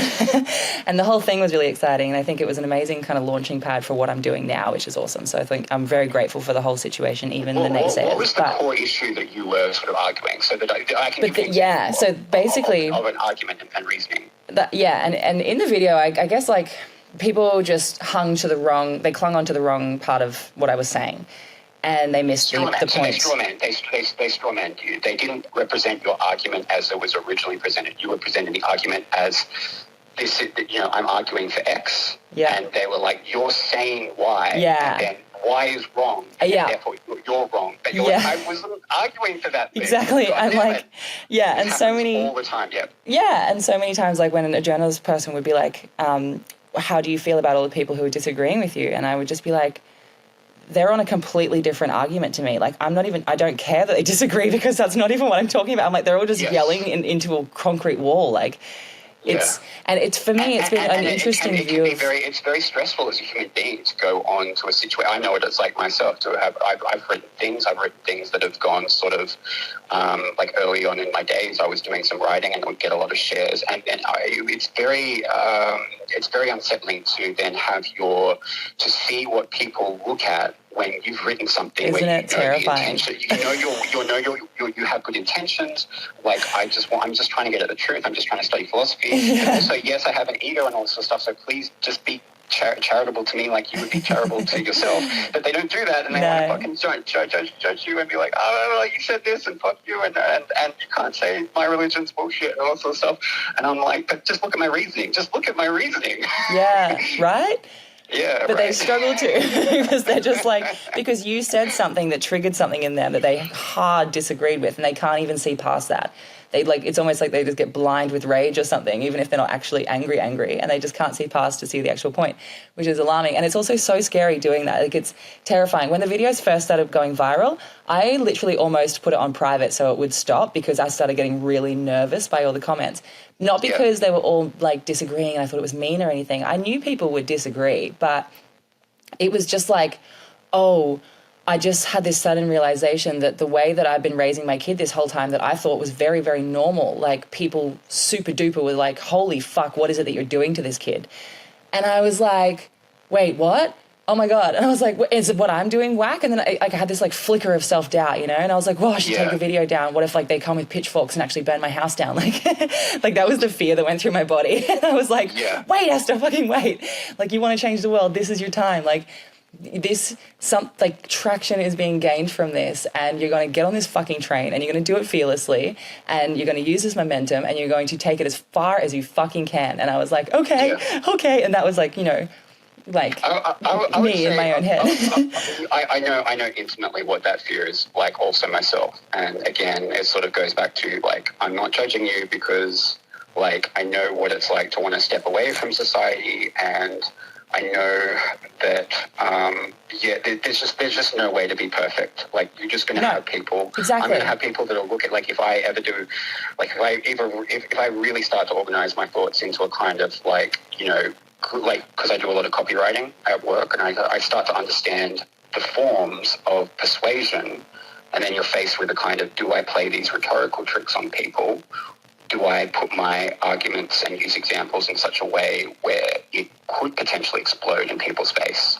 And then you can justify to yourself and say, well, you know, the situation is so bad, desperate times call for desperate measures. So I'm going to play the marketing tactics that I've acquired over the last however long that we know that, you know, outrage will get you attention very, very quickly. And there's a whole range of statements that I could make right now that could just explode in my face. but it would also potentially get my message out. So you then sort of have to ask yourself, do you want to play that game? And is that, again, just that kind of ego thing that we're coming back to? But what are we really talking about? And again, so I come back to like, well, okay, we open this sort of, you know, podcast by sort of saying, you know, let's just try and be ourselves and fumble our way through it. And it's okay if we listen to ourselves in a few years' time and be like, fuck, we're amateurs, fuck, we didn't know what we're talking about. Well, we might have actually been wrong on something or whatever. But all I can kind of give you in the patterns and language and the things that I've studied right now, and I don't know what it's going to be like in 500 years or, you know, in the future or whatever, I just know that from looking at everything that I've seen in my real life, there really is a way of kind of assessing these problems, and that it just comes back to what people will themselves fundamentally go back to in terms of their own values and deal breakers. But here's the crucial point, which gets into a conversation about moral relativism, is that there's a common assumption that these values cannot be traded off. People think that you just cannot say that Buddhism and Christianity and what other system, they're just like, you just can't judge another person's religion or their culture, or if they were taught something, you know, I'm like, you know, this is how we do things in Texas. We just fucking kill animals. You know, that's how it is in Texas. You know, they're like, we're now seeing the pushback from that in sort of some cases, but I feel like there's not really a sufficient understanding of like those problems that we're trying to address fundamentally come down to a willingness to look at the prior axioms or assumptions or starting points that get the whole system going. And it's sort of like what then flows from that very, very basic area of starting point. And I think it actually is, and I realize this, and it sounds like you've come to this in your own way, like you've gone through, without even having studied philosophy or logic, you've converged on what truly is the right answer. The right answer is not to step outside of society, because you take for granted the fact that you want certain consequences and effects, and you're going to go sit on that blade of grass, and it's going to have consequences for the grasshopper. We need to recognize that we're in this kind of inescapable network of mutuality duality, as the term has been used before in the past by other thinkers, that we really do belong to each other, and that it actually kind of does come back to love in a strange way. But it's kind of coming back to love in a sense that we can't have that as our, you have to fucking love me, you have to be the more loving one, sort of thing. Like there is a kind of like assumption built behind a lot of we're loving, we love you sort of thing, but it's not. But it's more of a kind of, it's just too much of an egoic love, I guess, if that makes kind of sense. I feel like there's that lack of willingness to really want to look at yourself and explore yourself and say, why am I coming at you with this? You have to do this. You have to change what's going on. You're the problem. You're the problem. You're the problem. It's more of a willingness to do what maybe I think Socrates and others were doing, which was, I'm fucked up, and I've got these problems and addictions, and I'm sorting things out for myself. And I'm not trying to judge you. I'm trying to work with you. I will work with you. I'll work with anyone that I can work with to resolve these problems, because it affects all of us. It's not enough to say, look, you mind your own business. I'm raising my child the way that I'm raising my child, you just fucking stay out of it. It's like okay, on some level that's probably true, but at the same time, if you turn your kid into a serial killer, that affects me, because he's running around out there with a fucking knife and trying to fucking shank people in the eyes. He's doing the eye for an eye situation. I'm like, dude, I can't have that running around in my world. We need to address that. And so I'm not going to come into your home and fucking like sit next to you as you try to raise your kid and be like, Esther, you just did the wrong thing, fuck you. Because it's self-defeating. It defeats the basic principle that we go back to. So it's a contradiction. It's self-eating logic. It's self-defeating logic. It's a self-defeating idea. It's a self-defeating system. It's a vicious cycle. It's whatever word connects with you. It's an equation that eats itself. It's the fucking Ouroboros, that snake eating its own tail. We need to reverse that dragon eating its own tail.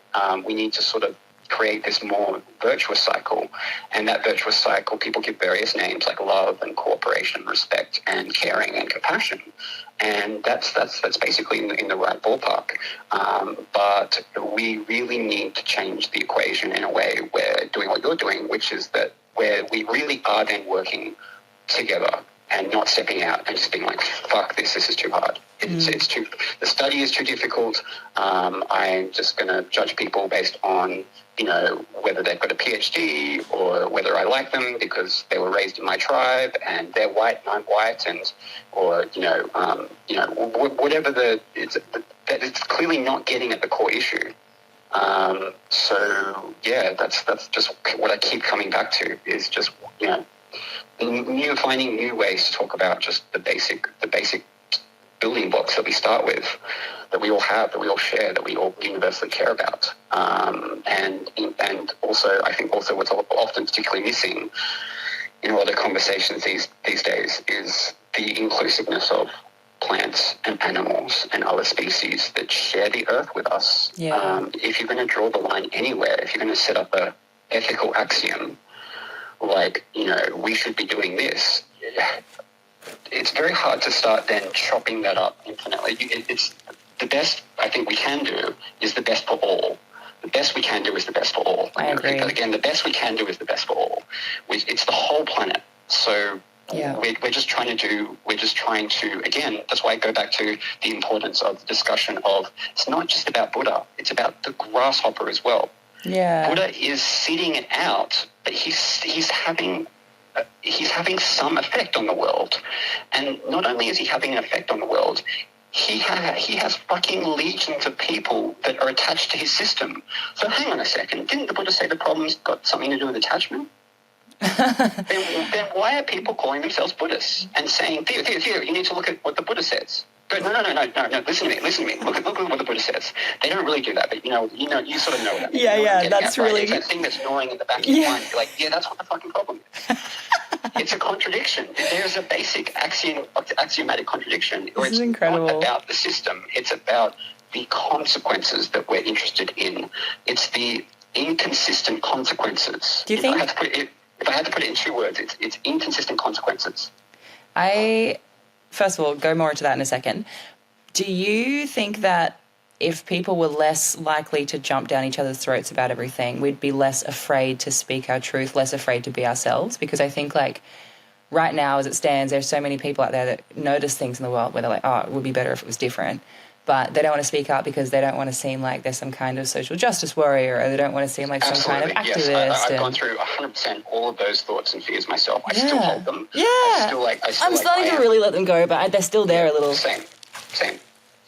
I sort of, for me, I've never been in a situation where I feel intellectually at a disadvantage, and it's taken me some time to kind of realize I just need to kind of follow that, where that if I have a willingness to sit down and really talk with anyone's ideas and follow out the systems and just spend time thinking about what follows from that and what category we in right now, where do we need to be, do we agree on this, do we not agree with that, okay, that's the root of the problem there. Okay, so following that tree of thinking or whatever, I know that there are, I know I know what the answer, or where that kind of needs to go sometimes, and I just need to have, but I also know that there is a genuine risk that by talking about certain things that I want to talk about, people are 100% guaranteed to not hear my true intention, or not hear what I'm saying, or not want to listen to me for any number of reasons that are within that discussion tree that I want to talk about, because I'm effectively not. I heard someone say this when I was younger, and it's always stayed with me, because I used to be quite passionate about my ideas that were basically against everything. Because when you really listen to me, I come across like an anarchist, which I'm not. I don't know what my label is. I'm kind of a best for all beings type of person, and I just study my interest is logical priority. That's all I'm. That is my most central concern. I just want to look at what people are saying, and I just want to explore what follows from that. What philosophers should I be reading? Maybe not focusing on as much, because they're not really getting at the core issue. I just, again, goes back to this overwhelming sense of not knowing what the fuck's going on planet Earth, and wanting to step out, and then realizing I can't step out, and then I actually have to be in the system, and then being like, fuck, this is actually now really risky being in the system, because people will look at me, and they'll look at me like I'm an enemy of the system. Because in a sense, I am an enemy of the system. I'm basically saying to people, your systems are fucked. They're fucked. You don't know what you're talking about. Just, like, what are you saying with these words? Are you really interested in that? Like, and they break down. Socrates showed the people, when you start asking them why questions, they don't know what the fuck they're talking about. So why are they having all these judgments and opinions of other people on social media when, I guarantee you, if you actually put that person in a room and maybe not interrogate them, but politely start, exploring their assumptions and their opinions, you find that you get to a place where it's not really how they started. You start to go onto the tree, and you start moving through different, deeper issues, more core root problems that, you can just look at. You bring two Christians into a room, and you find that they're actually arguing different things. And so I say to them, which one of you Christians do you, like, who should I be believing? Because you're arguing different things, but you're saying it's the same system. It's not the same system, so what the fuck do you want me to do? And all I can do at the end of the day is explore people's terms, like Socrates did. And look what happened to him. It got him fucking killed. It got him the hemlock, because he's not just making an intellectual argument. He's actually striking at the root of people's belief systems. He's actually like waving a knife in their face. That's what it looks like to people. And so, of course, if you're waving a knife in someone's face and saying everything you think of right now, you're completely wrong. You've been lied to, or not lied to, but you've grown up in a system of values where you're just passing off those values, but you haven't looked at them, you haven't explored them, you don't know what they mean. And then you judge other people without having gone through the system. Now we have technology like ChatGPT, which is amazing, that can start to then run through those systems, which is what has given me the confidence now to talk more about this, because I can then start to be like, I've been thinking about this for years and years and years, and I can go through every permutation of ChatGPT and basically be like, oh shit, okay, there was a slight weakness in what I was thinking there. Now I've cleaned that up, and I can basically then contrast systems. But it always comes back to I can only contrast things as much as we have fundamental agreement, because you just can't get agreement with people unless there's something that they're willing to accept in the first place. And there's just some people that will not, no matter what. There's a kind of willful blindness problem, or, invincible ignorance is one of my favorite logical fallacies. Invincible ignorance is just, no matter what you say to me, I just do not fucking care, because my emotions are the shit, and I just want to feel this way, and I don't want to think about it. I don't want to challenge my basic assumptions, and so you just can't make progress in the world unless people are really to then look inwards and be like, do I actually know what I'm talking about? And if I'm going to then impose something on another person, it is actually kind of like that situation with slavery and tyranny, and that people don't like being controlled, and they don't like kings coming in and being like, you're a peasant and you can't do anything with your life, and because I say so, because I'm the king. You're being that person. You're being that tyrant to other people because you haven't really gone deep into your own values and structures and logics and systems. You just don't have a willingness to then think about what is actually the best course of action. It's more like, I'm the king, or what maybe people say would be their ego, or something else. It's kind of like, I know this to be true because I read it in a book, or I grew up with this belief or whatever, and now I'm going to impose it on you. So as much as possible, I'm trying to find the right balance between how do I say the things that are like this without putting myself in a position where someone stabs me in the eye and offending them and creating all these problems, and will you just listen to me, please? And trying to walk the path of not imposing like a particular belief system on people, because we know that creates problems. We know that Buddha was talking about the problem of attachment, and yet somehow we have these millions of people that follow Buddha and are really genuinely attached to his system. Like there is this kind of deep inconsistency. It's not like, and it's the same with Jesus as well. It's like, you're a follower of Jesus who was kind of all about love and light, and he wasn't the kind of person that would walk past homeless people on the street. He wasn't all about he wasn't like a Donald Trump figure. He wasn't trying to accumulate millions and millions of dollars. His life, as an example, was about like bringing people together and like trying to reduce suffering. And so Buddha and Jesus are united in sort of the same endeavor, but then they split off from each other, and then they've acquired these millions of followers that are doing the exact opposite of what they're saying. Jesus is all about love, and then they're like, well, you have to accept the king, God, dictator that is Jesus. Would Jesus genuinely have wanted millions of people dying over his words, using his name to justify holy wars and all this sort of stuff? Would Buddha have wanted millions and millions of followers and stuff like that? I just can't. It's not that I can't believe it. It's just, it's not in their axioms. When you look at what they're saying and doing, it's deeply, there is a logic there that you can really, really look at and be like, if that's true, if Buddha wanted millions of followers, then I don't, like, how could he have that at the same time?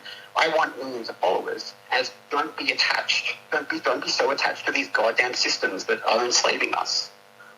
Yeah, I think it's like people created the religion themselves, right? So like Jesus and Buddha were just out like living, doing whatever it was that they thought was the best way to be, and sharing that with others, because it's like the thing that happens inside you when you learn something amazing and you're like, this has helped me.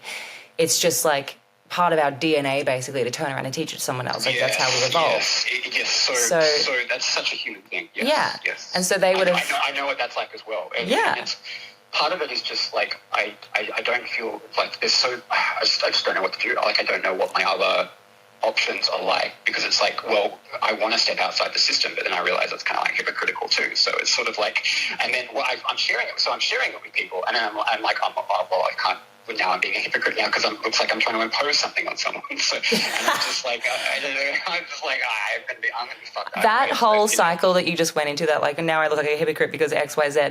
That to me is stemming from like, when you're putting yourself out there. And even though right now it's just you and me on the phone, like we know eventually there's going to be an audience listening to it. So it's like you put this fake audience with you in your head, and your fake audience is usually going to play out based on your negative bias that we all just have. Like humans are quite negatively biased. And we, that means that like if we see a car accident, we're going to stop and stare and look at that for longer than we will a flower that looks beautiful. Yeah, the whole news is that targets out. And they say it's ethical we're being objective. Again, it's a contradiction. Yeah, your ethical axioms are in direct contradiction. Is that to me? Sorry, I cut you off, and you triggered me. I'm sorry. You were saying something, and then you triggered me, and then I did the thing I wasn't supposed to be doing. I'm sorry. You're fine. You do whatever you want. But basically, the point I was going to make was that like, don't worry about that fake audience in your head. If you say something that contradicts yourself a little bit, like I think that's a very human and very normal thing to do. I think that it's impossible to do everything right all the time. Like you're going to upset someone somewhere along the line. You're either going to accidentally break a little law, or you're going to annoy someone, or you're going to say something that triggers someone or whatever. Like you can't fucking worry about that shit. And you can't expect yourself to do everything to fix all these problems either. So it's like, what do you care about? What can you move from a place of deep knowing? What keeps you up at night in a good way, where you're like, I'm obsessed and I like to fall asleep thinking about this, like, and then focus on those things and get them out into the world in the way that you think it might help, or not. Do whatever you fucking want. Write a book or just sit in your room, stare at the wall. I don't give a fuck. This is something that I really want to talk about, because I've been around thinking pretty much my whole life. Concepts, leadership thinking, the whole scene of leadership advice to me is it's such a deeply, to me it's one of the biggest issues that I don't think, I've never seen anyone really put their finger directly on it, is that the whole culture of advice is fucked. It's such a deep head fuck that we have leaders who can convince you with a straight face that it's just okay to stand on a stage and give people advice without taking any responsibility for the negative effects that might flow from just giving that blanket advice from their own personal experience.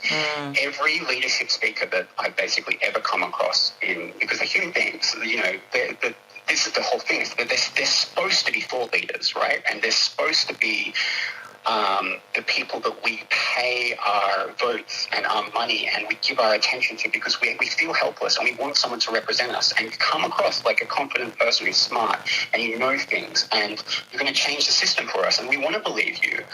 And you stand on the stage and then you do these sorts of things that then flow into the system like giving advice, but then create these patterns that we then acquire and then we pass off to other people. So it's almost impossible for me to then... We did this when we were writing blogs together at the agency, and you went into this mode of like corporate professional Esther. I was like, what the fuck are you doing? Who are you? That was an eye-opening time for me when you said what you said. Go on.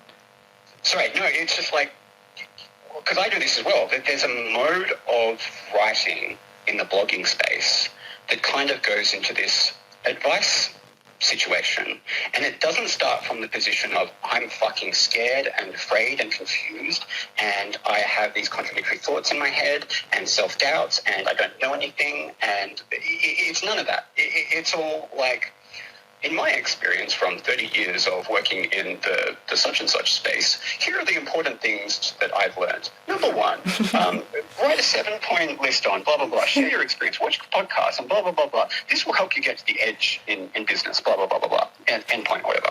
And I was like, oh my God, this problem has been gnawing at me for a very, very, very, very long time. And I haven't been able to really put my finger on it. It's like, why is this driving me mad? One of the reasons it's driving me crazy is that it's just completely dishonest to be talking about authenticity. And like anyone who's talking about leadership authenticity, I'm like, seriously? Are you really being an authentic leader standing on the stage giving people advice right now? Are you seriously? What is going on here? Yes. Will you, Mr. Leadership Speaker, take the negative just as much as you will take the positive. So you give advice to a whole bunch of people. Let's say you're a big leadership speaker out there. You've got millions and millions of followers. I won't name any names in particular because, again, I don't want to get stabbed in the knife by anyone. But I have some real problems with these people. And one of the problems is that they, by virtue of them doing what they're doing, they then do things that people thank them for and pay them money for and then give them credit for. But I never see them take responsibility for the bad things that then happen that flow from their good advice or their, like, I'm like, it's like if you put that rule or that principle out there that you think is so important for people to know, my issue is, will you stand by that when it hurts someone? What kind of bad things have happened from a leader giving advice? Let me just give you one quick example. This is something that Alain de Botton talked about in one of his TED Talks, which is that if you go into a self-help bookstore, there's, broadly speaking, two categories of motivational books. One, there's like a whole section of like, you can do it, you can make it, you can be great, you can be anything, you can achieve your goals. You just gotta pick yourself up by your bootstraps and work really hard. And here's the 10 steps that you need to do that. You just believe in yourself, have an optimistic attitude, be positive, think positive thoughts all at the same time. Don't listen to that. Don't listen to those people. Just follow this system and you'll be right. You'll make a lot of money. You'll win friends and influence people. You'll think and grow rich. You'll have 10x productivity, 1,000x productivity. Think really big. Think big all the time. Achieve your goals, etc., etc. There's a whole set of books that are dedicated to those kinds of thoughts. Then, on the other hand, what Alain de Botton talks about is how there's a whole set of books that actually look like they're actually then the kind of byproduct of those books, which is how to cope with depression and the fact that you're a loser and you're not achieving all of your goals, and other people are getting all these sorts of benefits and things, and because the problem is you. The problem is you, that you haven't, by your own, there's something you haven't read or actioned, or you haven't listened to the right person, and that the fault basically lies with you. You are a loser because you haven't found the right way through the system. And so you have these two competing narratives that are going on, and it's the public speaker who gets up and goes, yeah, you can do anything, you can achieve anything, and I believe in yourself, and I'm an optimist, and we're going to work together and love each other and all this sort of stuff. And then there's the other people who are recognizing that we've got massive rates of depression and suicide, and it happens particularly in individualized nations where they tell you exactly this message. And there actually seems to be a correlation between the motivational speaker who's trying to save people and then actually leading into, and this is the controversial thing that I'm going to say, causing suicide, okay? So I want to be a little bit careful about how I position this, because I'm now going to be strawmanned into looking at, hey, Theo, are you saying that motivational speakers kill people when they're trying to save people? And I'm like, actually, yeah, if you kind of look at in some cases, yes, because there's no get out of jail free card for the motivational speaker who stands on the stage and affects society. It's like Buddha sitting on the grass. That soil, it belongs to an ecosystem. He can't opt out of the ecosystem. It's going to have some detrimental effects along the way. So no matter what we're doing, there's just going to be some kind of things that we might classify as negative effects. The problem that I have is that the public speakers don't seem to recognize this. Like, to kind of demonize them for a second, and then I'm going to retract my statement, but just go with me, because I'm about to contradict myself, but I'll try to make it come clean in the end. The motivational speakers are basically getting out up there, and they're taking full credit, and they're influencing people and changing the system and all this sort of stuff, but they're not then doing their leadership responsibility, which is recognizing that they're part of the problem. Not only are they part of the problem that they're trying to fix, they're actually almost at the very source of the problem. They are the problem. The problem is someone with leadership power not taking responsibility for leadership power, like in the way that Mary Shelley talked about in her 1918 novel Frankenstein, which is sort of the progenitor of all the science fiction stories that we have, is that it recognized that someone, a doctor called Victor Frankenstein, created a being, an entity. People later called it the monster. She didn't call it the monster. This being, this creature, wasn't able to get the love it needed from its creator, and the creator didn't own up to his own scientific responsibility. So Victor Frankenstein created this being, very powerful, very strong, that went out into the world and then killed people because it essentially wasn't loved. And the problem comes back to leaders who have power, because it scales with power. It doesn't matter if there's a situation where someone's doing, we just don't talk about those little situations that, you know, aren't having big effects. Why would we be talking about nothing that has no effects? Because it's irrelevant by definition, right? So we talk about problems to do with power. And the power is so closely associated with the word leadership. Just can't get away from that conversation. So we have this problem of the leaders are kind of running the show, and they're supposed to be helping the system, and yet they won't take responsibility for the effects that they are putting into the system. And then they have the audacity to tell you that, you know, follow me, like me, subscribe me, you know, give me more money or whatever, but, you know, I'm not going to take any responsibility for anything bad that goes on. I'm not going to, like, they're just not owning up to the situation in the way that they really, really should be. And, like, not what only would, that, in an ideal world... They're feeding the monster of this kind of system that creates these values that then we are then born, you and me, Esther, we're born into this world that has been previously shaped by these leaders and these people that are following these systems, and we recognize that there's a deep problem here. Like, this is fucked. People haven't really thought about what's going on here. Yeah. And now we're in a position where we want to change the system, but where we now maybe go into Esther blog mode, and we go, well, I'm a 30 years professor, I got, you know, listen to me because I've got this PhD, and so you then think that you need to bring in these solutions to address these please listen to me problem, because I'm trying to fix the problem and then becoming the problem. Okay. So that's vicious. That's called vicious cycling. Yeah. What would be in, like, if in an ideal world, how would a thought leader help the problem while trying to fix the problem, not becoming the problem? That's the core part of the equation that I work on. And I don't think there is an easy answer, but I think it has something to do with what we're trying to do here, which is just not make the mistakes of the past in the way that we've been making them before, because we know that, you know, we just can't put on this facade that we're all good. Yeah.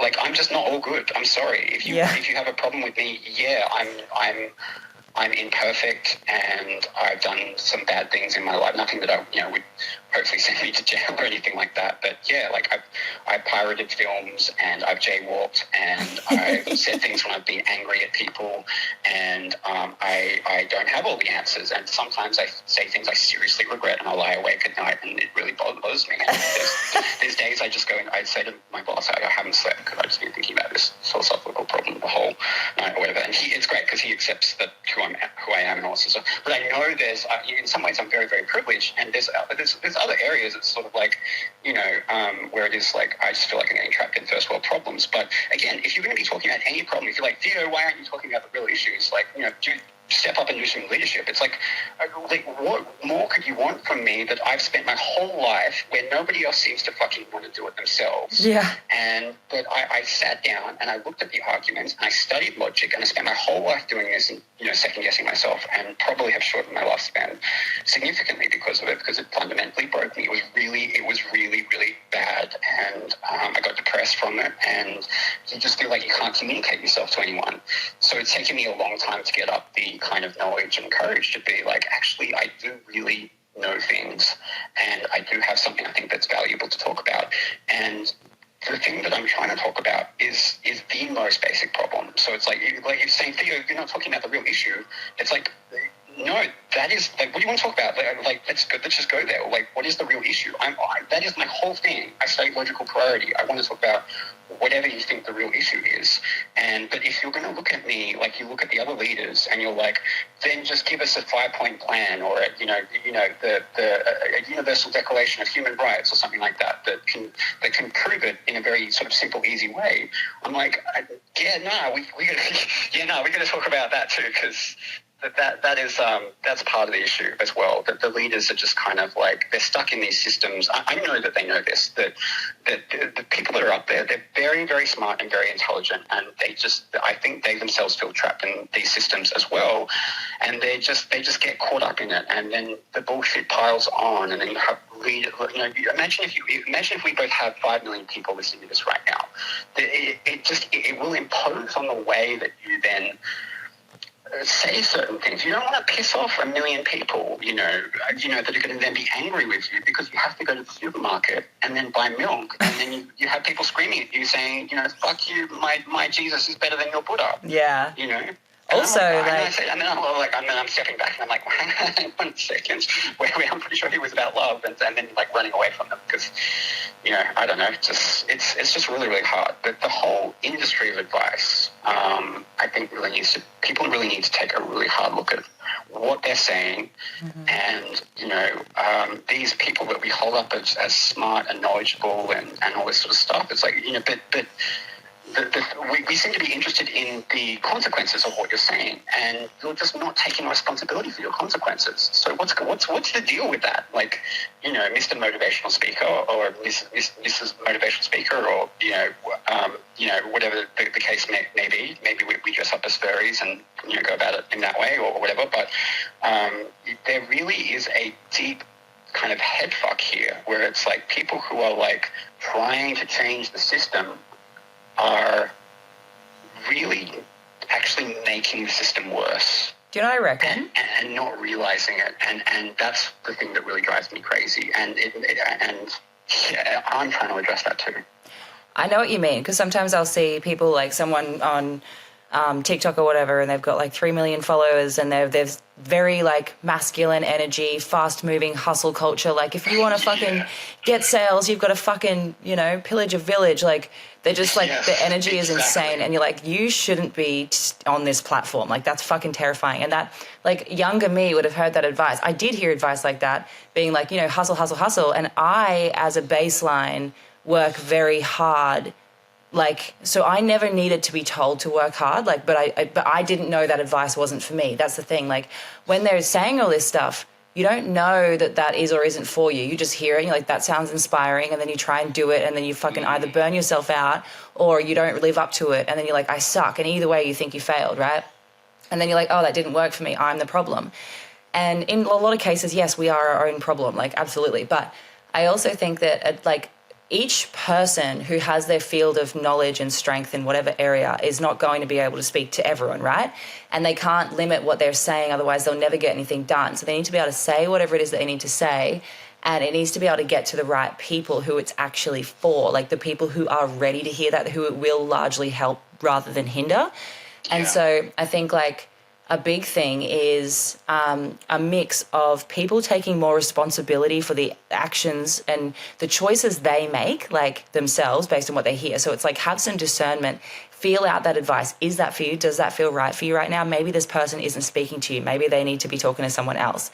And then the other side of that coin is, like, to the leaders and everybody, like, when you're in this position of people listening to what you're saying, you need to acknowledge that comes with, I think, like, a certain duty of care to remind people of that very fact. Like, hey, take this advice if it's right for you. Like, take this on if it sits right within your life and if it feels right for you. And if it's like, if you want to take some of it, alter it to make it your own, absolutely. Like, you don't need to live your life by someone else's, like, gospel. That's just insanity. Like, we are all different individuals who have different responses to different situations and different emotional capacity, different energy for things. Like, it's not always going to be an exact alignment. That's why I think religion's so fucking dangerous. Like, just being like, here's a set of rules, follow them or else. Like, are you kidding me? This is why everyone's so upset. And like corporations and stuff and brands, they all, it's the same thing. It's like, here are our set of rules. Here's our general aesthetic. This is what's on brand for us. Follow it. Be like our people, and you'll fit into something. And that, like, same goes with religion and whatever. But, like, what about the feeling inside of us all that just sits there being like, oh, I feel like an imposter everywhere I go, and I feel like, their emotions kind of get the better of them sometimes. They're feeling really up, really down, really overly sensitive, overly reactive and angry. Like, everyone's hitting extremes left, right, and center. And I think it really comes down to like having discernment, understanding your own energy, and also acknowledging your inner child. I think your inner child is intrinsically linked to your ego and imposter syndrome. So, wow. Oh my God. You're like fucking in my head. I've been writing about this, particularly the inner child. Like that's a key concept in my world. same. The shadow and the inner child. I've been thinking about that a lot lately. Oh my God. And so much of what you just said is like, yeah, you're in my head. Like we're very closely aligned on all of, I think, on the whole imposter syndrome, the conversation that's been going on for a very, very long time. Well, why do you think people feel like imposters? Could it have something to do with the fact that they grow up in an environment where everyone's telling them, you can be anything, you can achieve anything you want, you can take over the world, you can have an empire. Except you have to follow these very strict rules. Have millions of followers. Do you think then that that's not going to have any detrimental effect on people? Do you think that actually maybe some people are killing themselves because of that advice? Yeah, it's pretty crazy, hey? Like it's such a deep mind fuck because it's like the leaders think that they're they. Do you know what? Yeah. It's so crazy. It's so crazy. We get the leaders that we kind of deserve in a way because we want someone to come along with the answers and we pay them for that. And then when we go into the supermarket and we say that we don't want sort of things, but we buy the sugary foods. And I do this myself. I contribute to a system that I don't want to contribute to, and then I feel like I'm fucked. Yeah. Because a whole bunch of stuff that I've just said could easily really get me in trouble because I constantly live in this system of fear. Why am I feeling this way? Because... Is this my fault, really? Like, that I constantly have to feel like I watch what I say and because do you know why you're feeling this way? Because the entire world almost has been given a platform to have a voice and to like say whatever the fuck they want, really, like social media, for instance, and the entire world is just a bunch of wounded children. Like most people. I agree with that. I also put my hand up to say, like, yes, I'm a wounded. Yeah, we all are, right? We all are. It's what we do with it that matters. So it's like, have you developed self-awareness, Theo? Yes, you fucking have. Like, have you developed self-awareness, Esther? Yes. Will that keep growing as time goes on? Absolutely. Are there areas about myself I've never known yet or never learned yet? Yes, definitely. Is there something that I might get triggered by in the future that will bring up something that I forgot about from the past? Most likely. Like, yeah, right? Like, have a fucking self-awareness of what it's like to be alive as a person. And, like, everyone has this fucking platform and they're all just trauma, walking around bumping into each other, yelling shit, and it just breeds this fear to speak and exist. Like, everyone is so fucking scared to exist outside the box, but no one fits the box. Everyone's feeling this like entirely like whole body pull between, if I don't fit into this box, a fucking mob with a pitchfork situation will come and burn my house down. Yeah. And if I leave this box... You know what then happens is that we get the leaders who have a slightly thicker skin. They then get selected for, right? So the kind hearts, the empathetic people, the people who cry like men, or you imagine you want to follow a leader who's going to break down and cry? What a sissy. You know, we want strong leaders. We want confidence. Okay, let's play out that game. We've been playing out that game for the last several thousand years. And what we end up with are people who like power, that are clever, that play rhetorical games, and they use marketing tactics to trick people, and they say things that they know aren't completely true that they then justify to themselves because they think they're going to get deeper into the system and changes it. And that's how it starts to happen, is that you go, that's okay, I can just say a bunch of stuff because, like, I'm trying to fix the system and I'm not the problem. I'm trying to fix the problem, everyone. So just be sure that I'm not the problem. I'm not the problem, okay? I'm not the problem. Problem's out there. But if you vote for me, I am confident that I have the solutions to fix it, and here's a bunch of smart, intelligent stuff. That sounds really, really good, but actually if you examine it, you'll find I just make a whole bunch of logical fallacies. But no one's calling me out on it. It's terrifying. And it's crazy because you can then run around with a smile on your face being like, fuck, if I just sound confident enough, if I just sound smart enough, I can get away with fucking anything. I can gaslight anyone. That's terrifying. That's where it becomes a real problem, because then the most powerful leaders are then setting the standards that then other leaders come into and are like, fuck, now what am I going to do? How's anyone going to believe me if I come across like a crybaby? Or I want to talk about my feelings at work. Oh my God, I'm obsessed with this because do you know what? Like, I didn't even realize that I agreed with you on that until you started talking about it. Like, I've never thought about that whole leadership thing at all. We've never had really, truly deep conversations, but we've always skimmed across the surface on it. Yeah. But yeah, so that's that's an amazing thing. And like hearing you say that as well makes me want to make sure that I'm always mindful of that, because I know that I'm going to go really far with this. Like I just know it already. Like I can feel where this is going, and I can feel the change and everything that's going to happen from what I'm trying to create in the world. And that's exciting. And I have full trust in myself to always remain like aware of my ego, aware of what it is that I'm doing. Like I'm self-aware to a fucking fault, to the point where like what you were saying, sometimes you can just assess yourself till the cows come home, and that's a painful experience sometimes. Like you shouldn't. Sometimes, yeah. I don't recommend doing it every day, but you do need to do it. Because I'm genuinely like, fuck. I know where this is going. Yeah. Yeah, like you know, if I really do a good job of it, I probably will get killed. Because if I genuinely go through the process, I'm essentially falling into a Socrates trap, which is that if you have a good argument that comes counter to the system, and Socrates was only pointing out the fact that people didn't know what the fuck they were talking about. Like, what do you mean? What do you mean by justice? What do you mean by courage? What do you mean by, you know, this is important, we need to do this? What the fuck are you talking about, people? There were some elder people that were like, he is like a threat.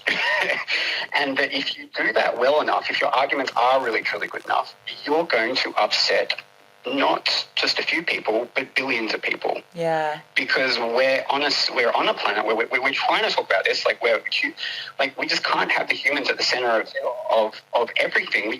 Because surely you accept that you don't want to, you know, torture your dog. You love your dog, right? Okay, well, we're doing this thing called mass factory farming and killing all these animals that are someone's, you know, this is someone's pet. You know, that pig over there is somebody else's pet on the planet, and they love that pig just the same way you love your dog. And you just go to the supermarket, because I know I do this, this is what keeps me up at night, is that I buy chicken from the supermarket, and I know in my heart I shouldn't be doing that, and I agree with the vegan principles, and I constantly cycle this in my mind. I'm like, oh my God. I'm like, when will you just become vegan, Esther? Again. So sorry, I missed that, sorry. I feel the same way. The same thing goes around in my head, and then sometimes I'm like, oh God, when will you just become vegan, Esther? Like, again. Yes, exactly. I'm working on it. I genuinely made different choices in my life, but breaking away from chicken, I'm finding really hard. Yes, I'm finding it. So as life goes on, I'm getting so grossed out by meat, I'm not even trying to. So like, I was vegan once for a couple of years and veggie for a few years, and I think a lot of it came from wanting the world to change, right? But not knowing what to do about it. And so I was like, I can at least make this change. Like, this is a change that I can make. And I read up on it all, and I watched all these movies and videos, and I got really angry and really upset, and I kind of withdrew from the world a little bit and just felt so like... I did that too, Yeah, and then eventually I was like, oh, I can't fucking do this. So I just went to the other extreme and was like, all right, I'm going to just eat meat again and just forget about it for now and just get on with life and just pull yourself out of this hole, address it again in the future when it's the right time, kind of thing. And so that was also an example of just like not having any balance in life, just going from one extreme to the other. And now I think like extremes are insane. Just do whatever fucking feels right? But now I'm at the point in life where I've slowed down enough to remember that I'm a human being having this human experience and, you know, need to enjoy my life as well. And I'm not just here to work. And I've learned a lot of things about myself, and throughout all of my insane life experience, like I feel like I've already lived a million lifetimes, like I've got a wealth of knowledge in me and I want to share it and everything. And I'm able to look at life in this really kind of fine point detail way. It's almost like putting your face right up to a painting and just looking at all the individual strokes. Like that's how I see the world now. And those strokes include obviously like the factory farming and animals in general and life. Like I've found myself like picking up ants and putting them outside, like. Oh, that's so interesting. I've been thinking about little animals like that more. Yeah. Only this year have I actually really started to pay attention to little animals like that. Yeah, and it's coming from a place of I don't know yet. I'm still assessing this part of my life, but I think it's coming from a place of just this feeling that I keep having and like this awareness of like everything is interconnected in one way or another. And I'm not just a superior human being on earth. Like, I'm part of an ecosystem. And in that ecosystem, sometimes I will partake and eat an animal or whatever, but I don't want to be part of that, like, mass producing horrendous situation that's going on. And sometimes I'm also just like, I look at an animal product before I eat it and I'm like kind of grossed out by it. I'm noticing that, and then I'm eating it feeling a bit grossed out. And I'm like, what? But I also don't just want to ever label myself and be like, I'm going vegan, because then the first thing that happens is some cunt somewhere is just like, oh, you're vegan, that thing has a bit of egg in it or whatever. And it's like, okay, how about instead of shitting on people who are trying to make a change, why don't you just fucking look at your own life and just figure out what you can change for the better? For one, just stay in your own fucking lane. But two, like, I don't think that we're such fluid individuals, humans, right? We're not supposed to stay in a box. We're not supposed to do one thing forever. We're not supposed to just have a moral and fucking die by it. Like, we're meant to be able to ebb and flow and grow. And 1 month you might want a lot of meat. 1 month you might want to have only plant-based everything. Like, who fucking cares? Go with whatever feels right. But yes, like, I think we all do need to actually become a little bit more of aware of everything outside of ourselves, aware of the existence of everything in a beautiful way. And just be like, oh, are my actions conducive to my values? Are they aligning with what I care about? Like, right now, when I eat meat, I kind of feel like they're not. I feel like that's an area in my life where my actions aren't really aligning with my values. Oh my God, you're so in my head. I've been like, you just keep going. I'm like, there must be some kind of like logical convergence here that we've sort of like gone through some similar logical like logic tree or whatever, where we converged on exactly the same problem. Do you know what I reckon? And it's creating the same feelings in us. But I think that shows that we're kind of like we're both looking at the same principles, and maybe we're like sensing them, we're fumbling in the dark, and we're kind of like we're analyzing. Like, I go through a very analytical process myself, but you're converging on exactly the same things that I've been converging on. Yeah. And when I listen to you talk, it's like, those are my feelings. Esther's like saying exactly what I feel in a slightly different language. Yeah, on a completely non-logical sense. I think that we were always meant to meet. I think out of working at the agency, I was meant to meet specifically you, Mia, and Paige, because I feel like I've had impactful life views, I guess, awaken in me from meeting the three of you for one reason or another. And I also think that, and I don't mean this in a completely, I don't absolutely believe this sense. But also a part of me does wonder. I'll get the gist, Esther. I'll get the gist. A part of me wonders if you and I... with your language, but let's just preface it with the fact that we're both going to be loose with our language a little bit, and we just don't want to get knifed in the face. Please just put the knife down. We're all very concerned about what we say in the media these days. Like, we know how bad it can be, but just give us a little bit of slack, and we'll try to be honest with you. If you just put the knife down. Yeah, well, I mean, this is just insane. But, like, honestly, sometimes I'm like, I wonder if Theo and I were from, like, the same planet in a past life or something. And we're like some alien species. We can get into fallacies and all that stuff about that, but I know that there's a lot of people who feel that. There's a sense of, like, fate and destiny sometimes with when certain people come to certain places. And I've met people that, like, just absolutely believe in, reincarnation and all this sort of stuff. I'm starting to. I'm, like, literally starting to. As well, if I hadn't studied the things that I studied, but that requires a much longer conversation. So I won't go into it too deeply. But, like, we could have a whole podcast on why reincarnation is bullshit.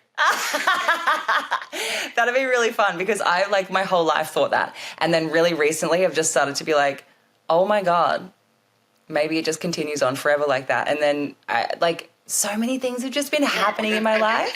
The things that make you the most central aspects of your personality that are Esther right now, right here, were acquired through the things that you went through specifically as Esther in your brain body. Yeah. The you having a kid, like, just pick any meaningful experience that you've had. That happened in this time and place. Not, even if you think that you're connecting to, because I met people that feel, well, I was actually just having this conversation recently at work. I work with someone very interesting, but I won't name any names so I don't get them in trouble. that connected to a certain culture and was like, yeah, I was probably like this in a past life or whatever. And I kind of had to say, well, that's an interesting point of view. But have you heard of this thing called logical fallacies? And I was very careful about what I said. But I think because I come from a background in studying personality, and I think most people, when they come across personality, they perhaps only have heard of one or two models in their lifetime, like, Myers-Briggs, that you're an introvert or an extrovert or whatever, and then they're like, oh, that's the source of what that is. And I'm like, no, that's a fallacy. You haven't explained anything. You can get two people who you label as introverts that do contradictory things. We go back to the principle of inconsistency, because if you're going to say that this is the rule, this is what is happening, your rule has certain consequences that then involve counterexamples, and we need to look at the counterexamples. How can you say that you were from a past life and blah, blah, blah, blah, blah, blah, blah, and all this stuff, when all the most meaningful things that have ever really, truly happened to you are from your present, you can really look at real situations that really look at you. And if we get in there with get a sharp stick and poke around in your brain and give you all the lobotomy and like fuck up the systems in there, I guarantee it's going to change your personality. Like you're going to feel like you belong to a certain dimension or a place, or you're Jesus. I was Jesus. And like there's a lot of people in mental asylums that, like, this is one of the most common patterns you see, the people that genuinely believe that Jesus Christ reincarnated. Really? Well, that's kind of interesting. Isn't it interesting that a very important historical figure is now like seeping into people's belief systems, that they then think that they are that person who's like reincarnated, or there's some kind of like problem that they have with their brain, and then they feel that their reality, like it's almost like. Do you know what that just made me think of? What? Jim Carrey's picture of Jesus. Like Jim Carrey's like a phenomenal artist, and he painted this picture of Jesus's face, and it literally looks like everyone. Like it looks like every ethnicity, every person, it's so crazy. I haven't seen that. Okay. It's so wild. And when you were saying that, like all these people like having something switch in their brain or whatever, and then, thinking that they are the current incarnation of Jesus, like that just made me think of Jim Carrey's. That was the first thing. That was all. That's it. That popped into my head. You should Google it after this. What's interesting to me is that, if statistically speaking, if you were going to be reincarnated, you would have gone through. I mean, just think about it logically. You would have gone through if you existed in a past state, then you must have existed in other past states, right? Or it was just one. You were just once Jesus, and now you're who you are. Is that what you're saying? Okay, so there's probably other states that you've existed in, right? Why are you so focused on the important state and not the other states? Could it possibly be that importance is a cultural value? And you're like, hang on a second, how could it be otherwise? And I'm like, well, you actually have to look at what's going on in your brain right now, that you're focused on the fact that importance is important.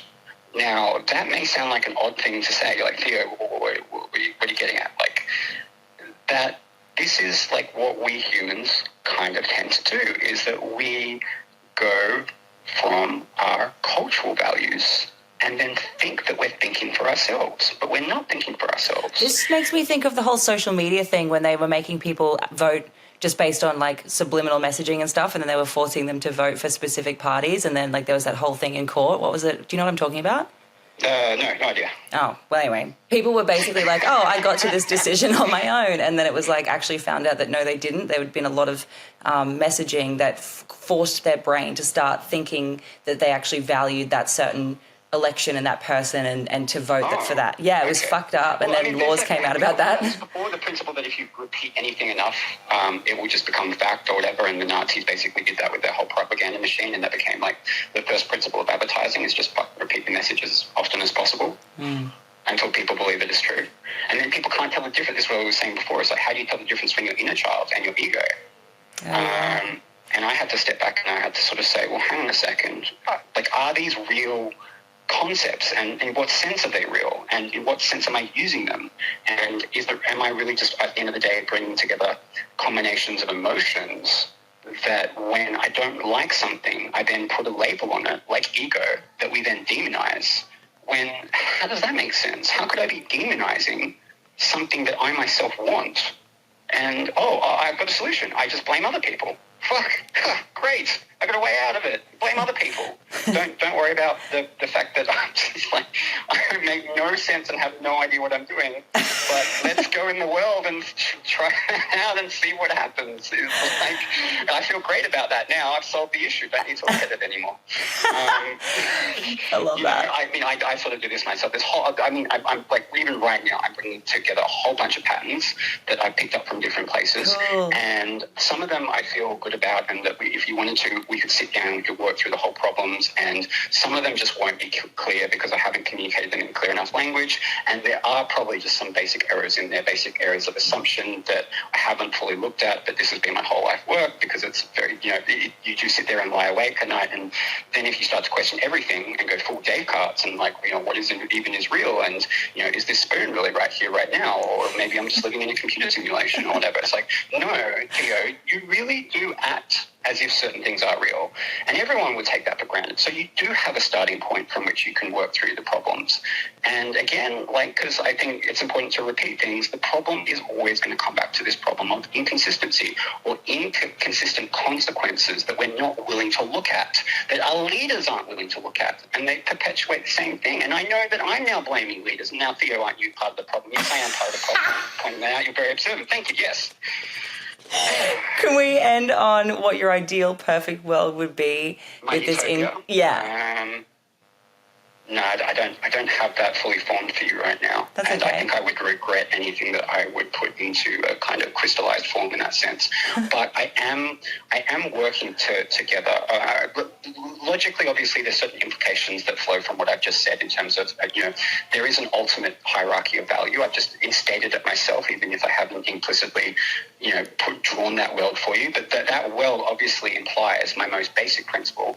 My most basic principle is that people are willing to look at those inconsistencies and draw them out, and that if people are wanting to blame other people, and can I just say this because this is really important to me, this one thing that I see on social media a lot, I think this is something we do need to talk about a lot more, is that people just want to throw out their opinions and judge other people, when logically you need to understand what somebody is saying before you come to a conclusion.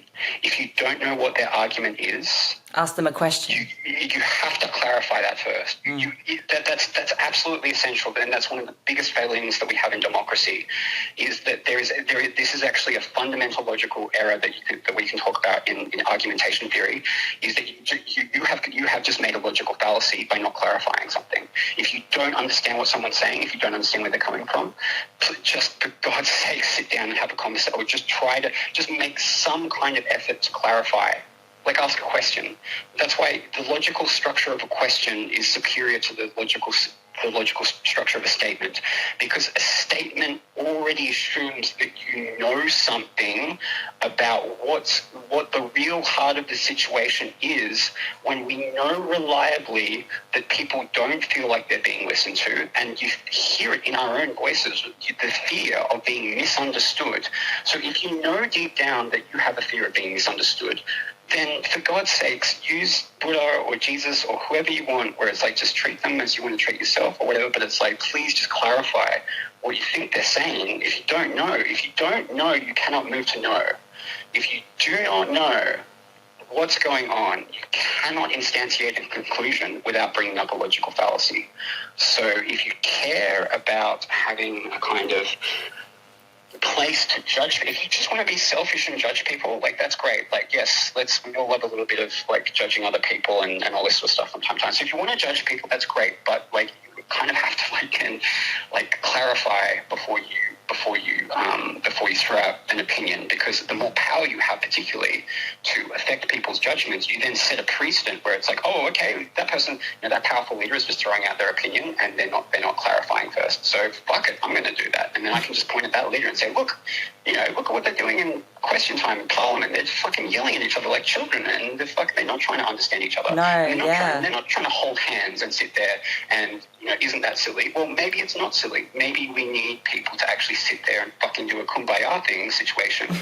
And that if there's enough angry people, that are kind of lovingly angry at these leaders of ours that we do love so much and care about and feel all these sorts of things that we know that we do, and we create these bad conditions and I'm part of the problem, and yes, but we're trying to move towards a solution, etc., then we just need a lot more clarification than conclusions is my conclusion that I'm kind of getting at, if that makes sense. And I'm sorry if I'm talking at you. No, that was amazing.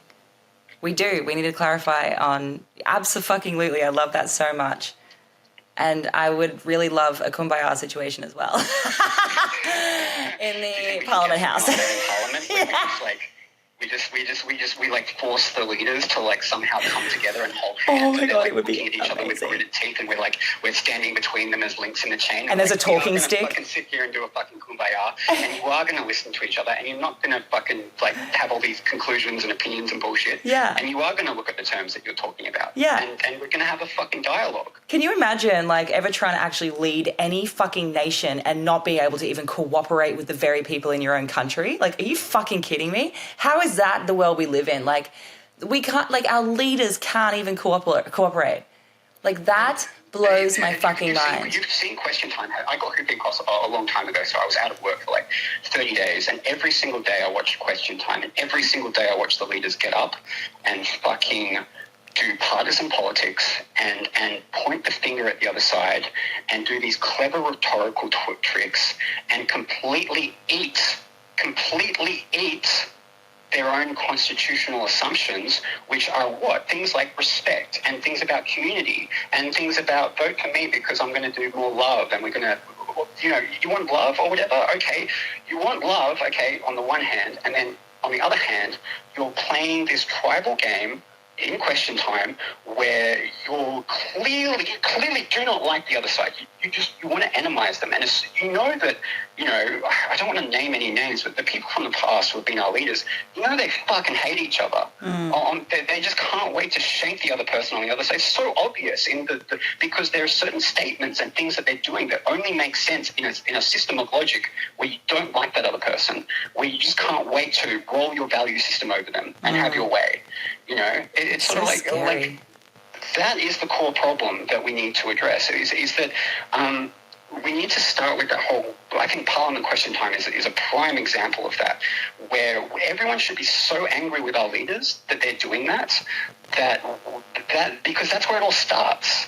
Like, how are we going to solve all these other problems if we don't address the fact that our leaders just want to sit there, point the finger at the other person? I know that I'm pointing the finger at our leaders, right? But I'm like don't worry about it. I agree with you. You have to look past what I'm saying and just kind of like know it deep down in yourself. Yes. Even if I'm not formulating the solution in the right way and I sound crazy or whatever, because I am a bit crazy, but hey. Same.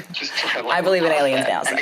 We need to fucking stage a kumbaya situation that doesn't create more of the agony and problems that we're trying to address or whatever. So, obviously if you play this to a leader, I sound crazy. I sound like, we can't, that guy, he's fucking crazy. What? We can't have leaders like that. But, so give me a leader who's going to, that's going to fix the issues that we're trying to deal with. But it cannot be what we have in Question Time right now. Everyone knows that. We just have to address these kinds of issues. And that doesn't mean that like everyone is friends and totally agreeing with, because that creates problems in itself as well. If people are too friendly, all they do, or I just go, Esther, I completely agree with everything you've just said, blah, blah, blah, when I'm thinking something else. People pleasing. Now, it just, yes, exactly. So there is a kind of tension where people trust each other and don't want to fucking shank each other in the other eye. But on the other hand, they don't just agree with everything that they say. So it is about that kind of, balance between openness and humility and love, but also tough love sometimes as well. Yeah. Because how the fuck are we going to fix these problems if we allow our leaders to just constantly set these conditions for stone-hearted snakes in suits to come in and run our governments and run our world? Yeah. I'm fucking sick of it. I'm so sick of it. I'm almost willing to die for it. So that's the point where I'm basically like, I just can't live in this world anymore. It's like, it's killing me. Yeah. So, I'm just going to, if I have to try and do something, I'll try and do something where I'll work with anyone that I can work with. And, there's just some things that I can bring to the table, and not everyone wants to talk about logical fallacies. I understand that. It gets boring. It bores me. I don't want to talk about logical fallacies all the time. I want to talk about movies and Netflix and make it kind of fun to talk about or whatever.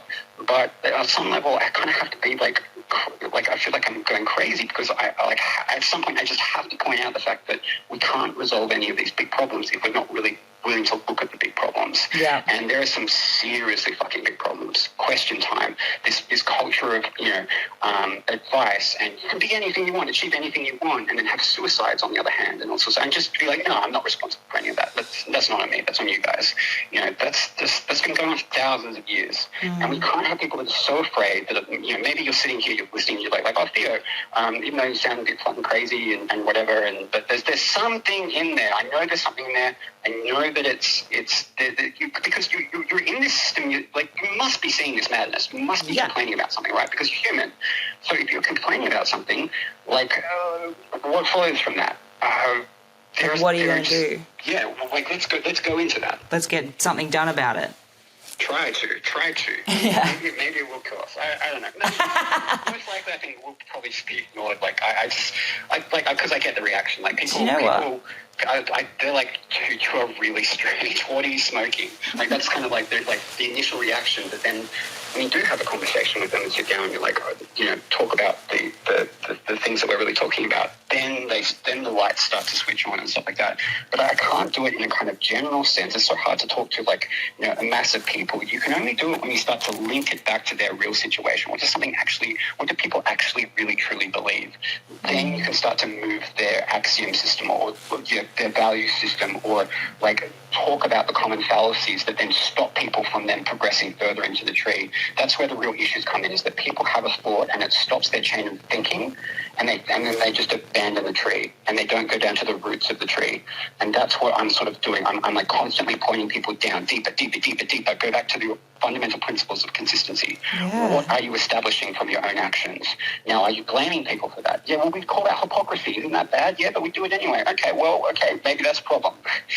True. Yeah, that kind of stuff. I love that. I love that so much. And like what you were saying before about how I'm in your brain and you're in mine, I keep having these nights where I'm writing in my journal things that I'll eventually talk about in the podcast. It's almost like I have to just have a microphone perpetually attached to my face right now. Stuff just keeps coming out, and I can't just constantly record because I'm doing the dishes or whatever, and that's loud, and so I have to write it down. Reality TV show where we follow Esther around. And I want that. I'm manifesting that. Honestly, the stuff that we have on TV at the moment, I would so much rather follow you around, in a non-creepy. Thank you. Way, obviously, let me into your life. I'm manifesting that. To you and all that sort of stuff. You might need some video editing so that I'm not watching you doing 30 minutes of the dishes. I do have an attention span issue. I'm sorry. I'll just be dancing the whole time I'm doing dishes to keep you entertained. That would be amazing. Marketing, we understand that people are going to be bored talking about logic and principles all the time. And it'll just be blah. But getting to the root of the issues, that's the main thing, right? Like showing people the roots, like what you were saying before. This is the stuff that keeps coming out of me, the absolute beginning point of the issue. I just find myself rabbit holing down, but in a really simple way. I usually feel what you were talking about before, you've got all this information and what the fuck do you even do with it? Where do you put it? How do people even care? Is it going to come out succinctly, or will it take too long? Will they get bored and stop listening halfway through? All these things would go through my mind. Why, Esther, are you going to dedicate, how long is that going to take you? A week, 2 years, 10 years, 20 years? It took me most of my whole life to get to the point where I am. You're up for a very serious commitment, and you can't just look at me and then go, Theo has the solutions and Esther has the solutions, and fuck, she sounds smart or pretty or beautiful. She's got the power of 10,000 suns burning in my eyes. So, God, yes, exactly. Be my leader. Here it is. Take the power. Do you know what I would do if I was someone's leader? Which, for one, my main objective is to just shake people up a bit and be like, hey, look in the mirror, look inside, look what's within you.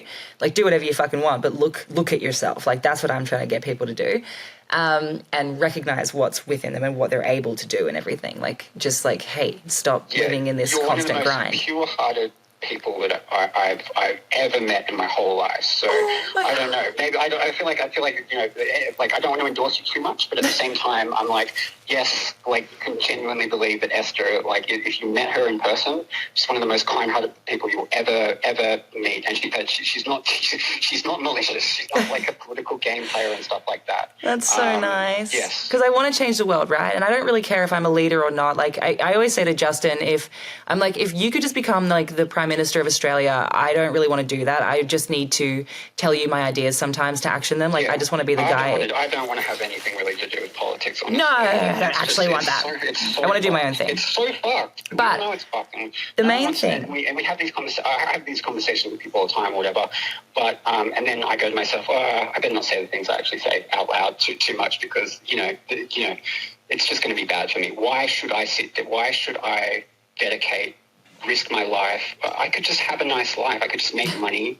I could maybe, go. I want my ideal situation would just to be a hermit in the mountains or someplace where it rains a lot. And I just don't have to. I don't like people that much, really, but I kind of also do want to help them. So that's a contradiction. I don't know that's how I'm lovely. reconciling that, but I am. I think it's nice that you want to help people. I don't mind talking to you, so we think that's nice stuff there. Yeah, you just got to find the right people. Yeah. It's so easy in this world where everyone's got an opinion on everything they say. Yeah, well, it's easy to find who you don't want to hang out with. That's for sure. Oh, that's true. I think you've done that very, very well. Like you've obviously recognised the things that are causing you pain and inconsistent, like that deep negative inconsistency that's going on, and you're kind of like, now, how do I find? You don't know what the right direction is, because I do this as well. Like I don't know what is the utopia? Fuck, I don't know. But at least there's a kind of general outline of the right direction that we're heading in, and we're just trying to be a little bit more honest and real than what we really deep down know are some of these problems we just can't keep perpetuating. And that even though we don't have the right answers, I think that what we are doing is I don't know, but we're just trying our best. Yeah, I just want to take everyone to the top. I want to help the majority of people. I want to change the world, because I think the way that everything's been going on so far, as we've been saying, is like fucking terrifying and absolutely fucked in a lot of ways. And I think that life is really beautiful. Like, I know how you're like, I just want to go to a mountain and be away from people, and I don't really like people that much. I look at the world and I'm like, I need the sunshine. So like, I love your brain, obviously, but I couldn't do the whole mountain existence. Like, I like to be alone more than anything. I love my own brain. I love it in my own space. But I also love people. Like, I love interactions with humans, and I love looking at the cute little dumb things they do. And like, I'm fascinated in general by the human population, and I really want to help them, because I also look at them and I'm like, even like negative comments on TikTok videos and stuff, all I see is, I'm not seeing someone attacking Esther. I'm seeing a highlight reel of where the world is at, like with their emotional intelligence. And I'm like, oh my God, we have so far to go. And I know that's just a small portion of people commenting and stuff, but it gives me like this view of where everyone's at. And I'm like, oh, these are just such simple things to me, like to get your brain from A to B into the situation of like having a bit more self-awareness, a bit more kindness, a bit more compassion. Like, I know how to do that. Like, I can just tell someone how to do that. But what's more important to me is not just listening to what this fucking, white chick on a podcast is saying, but actually going, okay, this is how she did it. She's happy with how her life is going and everything. Does any of that inspire me? Has something she said feel like a takeaway for me specifically? How am I going to apply that in my life? Like, I want everyone to be in this amazing version of themselves where they have like the capacity to have critical thinking and be outside of fight or flight, and actually like have love for themselves and other people and everything. And I feel like I can genuinely help people along the way just by sharing how I exist in the world, because it's so second nature to me. Like, I've definitely had to do a lot of self-development to get where I'm at, but it's all been based on circumstances of my life. Like, I've had a pretty massive fucking life already, and I've had a lot of traumatic events happen, and it's what I've chosen to do with the reactions and the outcomes and everything that has led me to where I am, and this awareness and ability that I have to live in the way that I live now. And I'm very like, I've never been happier in my fucking life. Like, and I've been in a lot of times where I look at the world and I get sad and overwhelmed and just think, oh my God, it's futile. Like, it's never going to get any better. And now I'm at this place where I'm like, no, it totally can change. And I have to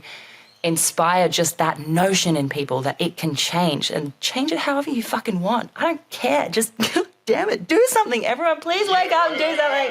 Okay. As long as you don't harm anyone else. Esther, yes, I'm on board with your choo-choo train to wellness and goodness. Absolutely. I'm in the driver's seat now, sitting next to you. We're shoveling coal together. The steam's going. It's puffing along. We've got fucking Thomas the Tank Engine. We're fucking charging along the fucking rails. Yes, let's do it. Oh, I love it so much. All right, we're going to have to get off the phone because we've been talking for 2 hours and 39 minutes. You've deprived me of food and water. I'm so sorry. I hope this is worth it. I hope this doesn't just go down to the toilet or whatever, that it helps you or helps other people. Like that's both of our, I know that's both of our genuine intent. And again, just please don't shank me if you come across me on the street. I just want to try and live in harmony with nature, and I'm not trying to hurt anyone. Oh, I love you, all that sort of stuff. So yes, I feel so much of what you say. And look, if you want my help or if I can do anything for you, then just call on me. Maybe not at 3 a.m., but maybe not when you're doing the dishes. No, maybe when you are doing the dishes. I don't know.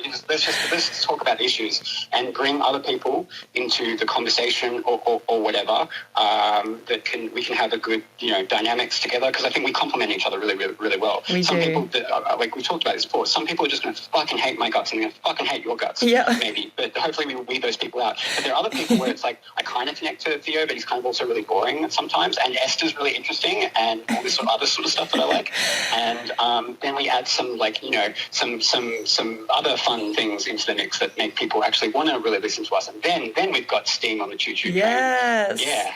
I love that so much. And I think that I just have this big feeling, because I keep noticing from comments and messages I get from people who've listened to the podcast, the right episodes are finding the right people. I just know that no one's going to come and, stab you on the street from this. You know that. And I know that someone's going to have picked up something good from this. It's a confident belief, but I want to believe exactly what you said. Obviously not literally. I don't literally know it, but...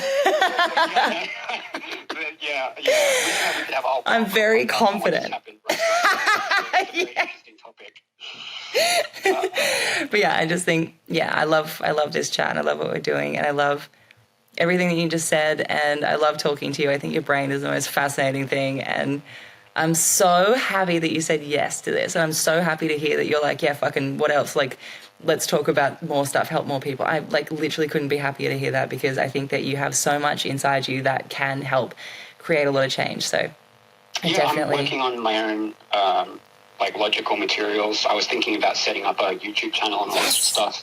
You should have a podcast too. Basically at the point of piecing together the hundreds of logical fallacies that I've been studying and giving them interesting definitions, thinking about ways to link them to movies and popular culture. Cool. Because we know that if you sit down and read a book on logic or fallacies or critical argument theory or critical thinking, one of the big issues that people don't actually realize, and this is maybe this is for a whole other podcast, is that most of the ways that people are teaching people about fallacies are actually creating fallacies. They don't realize that most of the popular critical reasoning stuff is actually wrong, and the issues are really deeply complex and they're hard to put into regular language.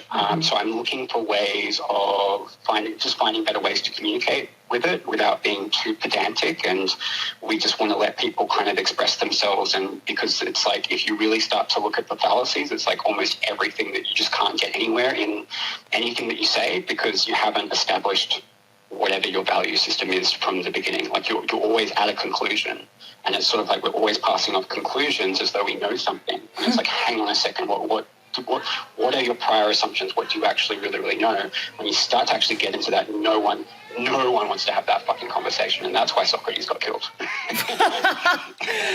Mic drop. So I don't know. I'm trying to work on all this sort of stuff. As far as I know, I haven't seen the stuff that I've been working on out there in the public at the moment. It could shake things up. I don't know. It really just depends on my capacity to be a good storyteller and a good communicator, and to make sure that I do actually know my shit, and shoring up some of the weaknesses that I've sort of said that's if I say this, it's not clear enough. I'm making a fallacy here. Does it really matter? Do I need to explain that? How much depth do I need to explain that in to sort of, make the point and do good in the world and whatever that means by good. So it just gets more and more complex in my head. So I kind of do what you do, and I kind of have to just like step away from it and decompress and then come back to it. Yeah, that's important. It helps with reflection too. You learn more, I think, when you do that way with the step away. You're not really any good to I'm not really good to anyone. My whole life is a fucking mess. Like, even if I know some stuff, there's just going to always be this kind of, but you fucked up your whole life to do that. Why would I want to do what you're doing if you're so fucked up? Like, why would I want those consequences for my life? Legit. Like, you need to set the right example, right? Like, that's a basic expectation I think is fair. Yeah. So, do you know what that made me think of? I was reading this book called 12 Months to 1 Million. And, like, since then, the author himself has, like, reneged on this. But in the start of the book, he's, like, talking about, like, you have to just, like, work to the bone, like 14-hour days, like, fuck your family, fuck your kids, like, everyone has to fucking die. But he does not say that at all. But that's, like, me dramatizing the situation. I saw someone reacting very negative. That is a perfect case example of what I'm talking about. Someone very, very powerful, putting a message out there that's then affecting people's lives. That sets a precedent for people because he's made lots of money or whatever. Now maybe kids are coming along and they're like, fuck, I want to be an influencer. I want to make lots of money. I'm not going to listen to what he says. And he says, fuck my family. So fuck my family. Yeah. And then you're on the consequence train where we're like, fuck, we need to stop this. Yeah. It's like, don't move forward with that. But like reading that, right, I had the discernment. Plus I was coming out of burnout. I'd already shut my business down by this point. And I'm reading the book thinking, okay, I'm going to learn something new about how to, like, create 12 months over 1 million over 12 months, whatever. And at the start of the book, I'm reading that and I'm like, all right, there's going to be information in this book that I find useful, but I'm not going to take his word for gospel because I completely wholeheartedly disagree with doing it that way. And I do believe, because I've done it no, I didn't, like, it, not extreme like that. I was dramatizing. He didn't say all of that, by the way, but like. No, we're always. Yeah, always, but I lived in that way. I give you the absolute benefit of the doubt, whatever that means. Yeah. I get what you're getting, yes. Yeah. Let's say we're just gisting. Just like. All right, cool. We're gisting. Great. Don't fucking do that fallacy bullshit that you do and just be like, just get the gist of what I'm saying. All right, I'm gisting. Gisting. So I already lived in that way where I was like working to the bone way too hard. And even if I like did become like a millionaire in my business doing it that way, I would have gotten to the top and been like, this is so depressing. Where are all my friends? I've missed out on everyone's lives for the past like fucking 10 years or whatever, right? Like I was already on that track heading that way and decided that was not living and I didn't want to do that. So I turned around and like took a U-turn and came back to the basics and decided to rebuild from there because I was like, what do I even care about? What do I even want? Like, I'm going to find out. But then I was listening to his podcast a little bit later on and he was like, hey, so I've since learned that it's like, you don't have to do everything on your own. You don't have to work that hard. It's better to have a bit of balance, better to work with people, outsource tasks if you can. Like, don't do everything yourself. Like, don't burn out. Like, so I'm glad that he got to that point in his life. And I'm glad that he did say like, hey, I wrote this in my book and now I disagree with what I'd said. Like, I think that's awesome. Interesting. Okay, yeah. So, yeah. And I think that's really good. But like the point of that is that there's always going to be stuff out there that like it's having that like personal discernment and doing what actually feels right for you. And like, so like I'll read some books and be like, oh, like I like some of this stuff and some of the stuff I disagree with, but I would never just like take it all on board. Why was I actually telling you this though? What were you talking about before? I forgot. I think we were talking about the social media post about how, or maybe it was prior to that, but what my brain like latched onto, because this kind of triggers me a little bit, is it's again this problem of the leaders with a lot of power influencing, like becoming a social media influencer is such a big thing. And I think this is something that you may have to watch because you have a lot of beautiful inside and outside energy that you could leverage to get a lot of followers.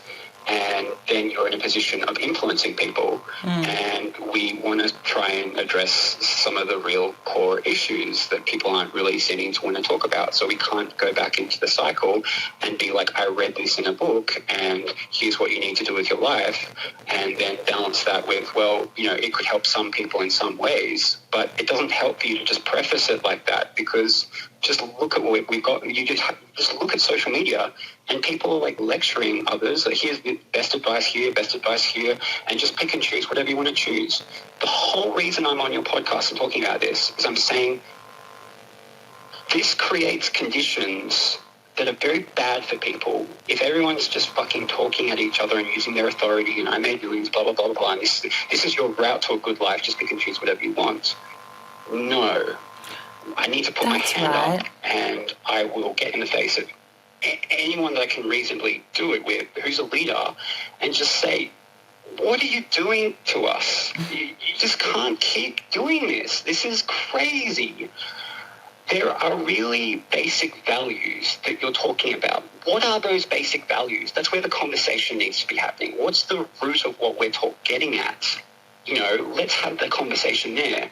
The conversation isn't at, have 2.5 kids in a house in a suburb with beautiful green grass and 1 million followers and becoming an influencer. Like, we just know deep down that that's not soul nourishing. No. And all the religious people have been talking about it forever and ever and ever. And we just know there's a basic inconsistency deep down, and that we can't just keep lecturing each other. And I know that I sound like I'm lecturing people, but I'm trying to put my foot on the brake at the same time as well, and just recognize that we're kind of all doing this. And none of us, I know, really want this deep down, but we have these situations where because I know I feel like this, I want to just step away from the whole thing and just say, fuck all of this. Yeah. Why am I putting myself on the line to try and address this? And if I go up against a motivational speaker or a leader or, someone in a position of power, and I say, look, you're making a whole bunch of logical fallacies and you're actually kind of a fucking idiot, that's going to get me in trouble. Like that could have the worst possible repercussions for me and my family.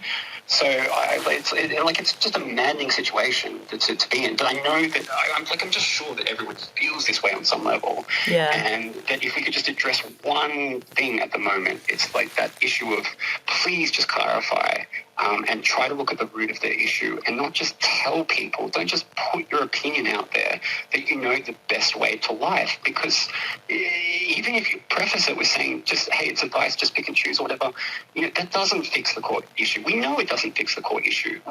We have to stop that. This culture of advice, this you can be anything you want to achieve and just think that, you're not going to have suicides on the back, as a unintended consequence of that. Mm-hmm. Yes, you're well-intentioned. Yes, we're both well-intentioned, but we also, both of us, you and me, have to both recognize that we could potentially significantly harm people. So we do have to be, a little bit careful. And that if you get lots of power, and, I'm going to step in at some point and go, Esther, remember that conversation we had where, you were like, let's not fuck up the world? And I'm like, now you're fucking up the world because you're not like, you're abusing your power and you become corrupt. Well, like, I hope that never happens. I'm just going to crush you because you're a bug and fucking blah, blah, blah. I don't know. Who knows what Esther in 10 years will be like. If you came to me and said that I was damaging the world, I would listen. Your own religion or something like that. Esther is Esterism, and we'll have the Estherites. But if there was an Esterism religion, I need you to remember that would be created by the people, not by me, and I would wholeheartedly disagree with it. I think no more religions. I wish fucking Buddha and shit could have been on the record to say that. Now I'm going to get stabbed truly by someone. No, you're not. This is so funny. Also, remember what I was going to say before. Like, I want to create, success in this, podcast and what I'm doing in a balanced way. So, with that author I was reading, how he was like, fuck everything just to get to what you want. Now I'm in a place where I'm like, I've done that and it was not satisfactory. So I now want to create this amazing, I already have, everything I wanted up until this point I have. So now I'm just taking a step by step, just see what happens next. And I'm just sort of taking life as it comes, and it's awesome. It's the happiest I've ever been being in such a flow state. But I'm now you have something to lose, Esther. Oh my goodness. No, but even if it goes, that's fine too, because I know that I will get back onto a place of feeling like I'm on top of myself and on top of things and on top of the world, just feeling amazing. I've ebbed and flowed enough through life to know that this will eventually come to an end in one way or another, and that's fine because something else will begin off the back of that. That's fine. Right. So, it's important to me to make sure that I always have balance. Maintaining balance has been one of the biggest things I've been manifesting through this. That's why I'm doing this podcast in such a makeshift way, just doing exactly what I want, making it as fucking me as possible, because if it wasn't and I had to step outside of who I am at any given moment to make this happen, it wouldn't be sustainable because I'm living in such a nice state of balance. And if I step outside of balance for a bit, I can feel it. And then I'm like, all right, that's fine. Just get back into it. like, it's really, really lovely, and it's also helping me move forward in such a fast way. Like, I've never moved faster. Like, I'm already a fast mover. I create... Yeah, we joked about this all the time at work, right? Like, this Esther pace is, like, already 2.5 or whatever on the YouTube videos. Like, we have to slow you down to, like, the 0.75 speed or whatever. And I do it as well. So we were talking about this. It would be horrible because it would be like fire and fire, both of us talking so fast that everyone would be like, what the fuck? Oh, my God. I know. I love it. Slow down. I live for it. I think it's amazing. Just, you know, and some people can keep up, and that's incredible. And then other times we have to slow down for others, and that's fine too. Yeah, like, whatever. You losers, you fucking losers. Why can't you fucking keep up, you fucking losers? Don't you want to...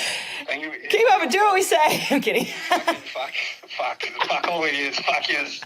Oh, anyway, on that note, telling everyone to get fucked, I need to go because I need to go pee. Good. That's a great place to end it. Yeah. Fuck you all. We need to go pee. All right. All right, Theo. Thanks for talking to me. I love you.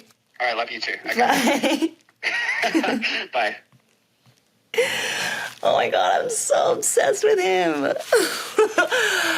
And so I didn't get any of my painting done, but that's fine. So that was amazing. I don't even know what to say right now. My brain is both invigorated and inspired and also a puddle because, like, knowing Theo and listening to him is like, it's like, I imagine, I've never done acid, but, you know, people go off and just, like, existential fucking trip. Like, that's what it's like, just being Theo's friend. I don't even know anyone called Leo. See, my brain's a puddle. That was incredible. I feel very inspired, and also, like, yeah, so much to think about there. So much to think about. I need to paint and just digest all of that. And thank you for listening. And if you want more of Theo, let me know. I'm going to get him on again anyway. But if you were like, this podcast was the fucking shit, I love it so much, let me know. I'll pass it on to him. He will love that. Cool. Well, I feel very done now, so I'm going to go. Yeah, that's it. Okay, love you. Bye.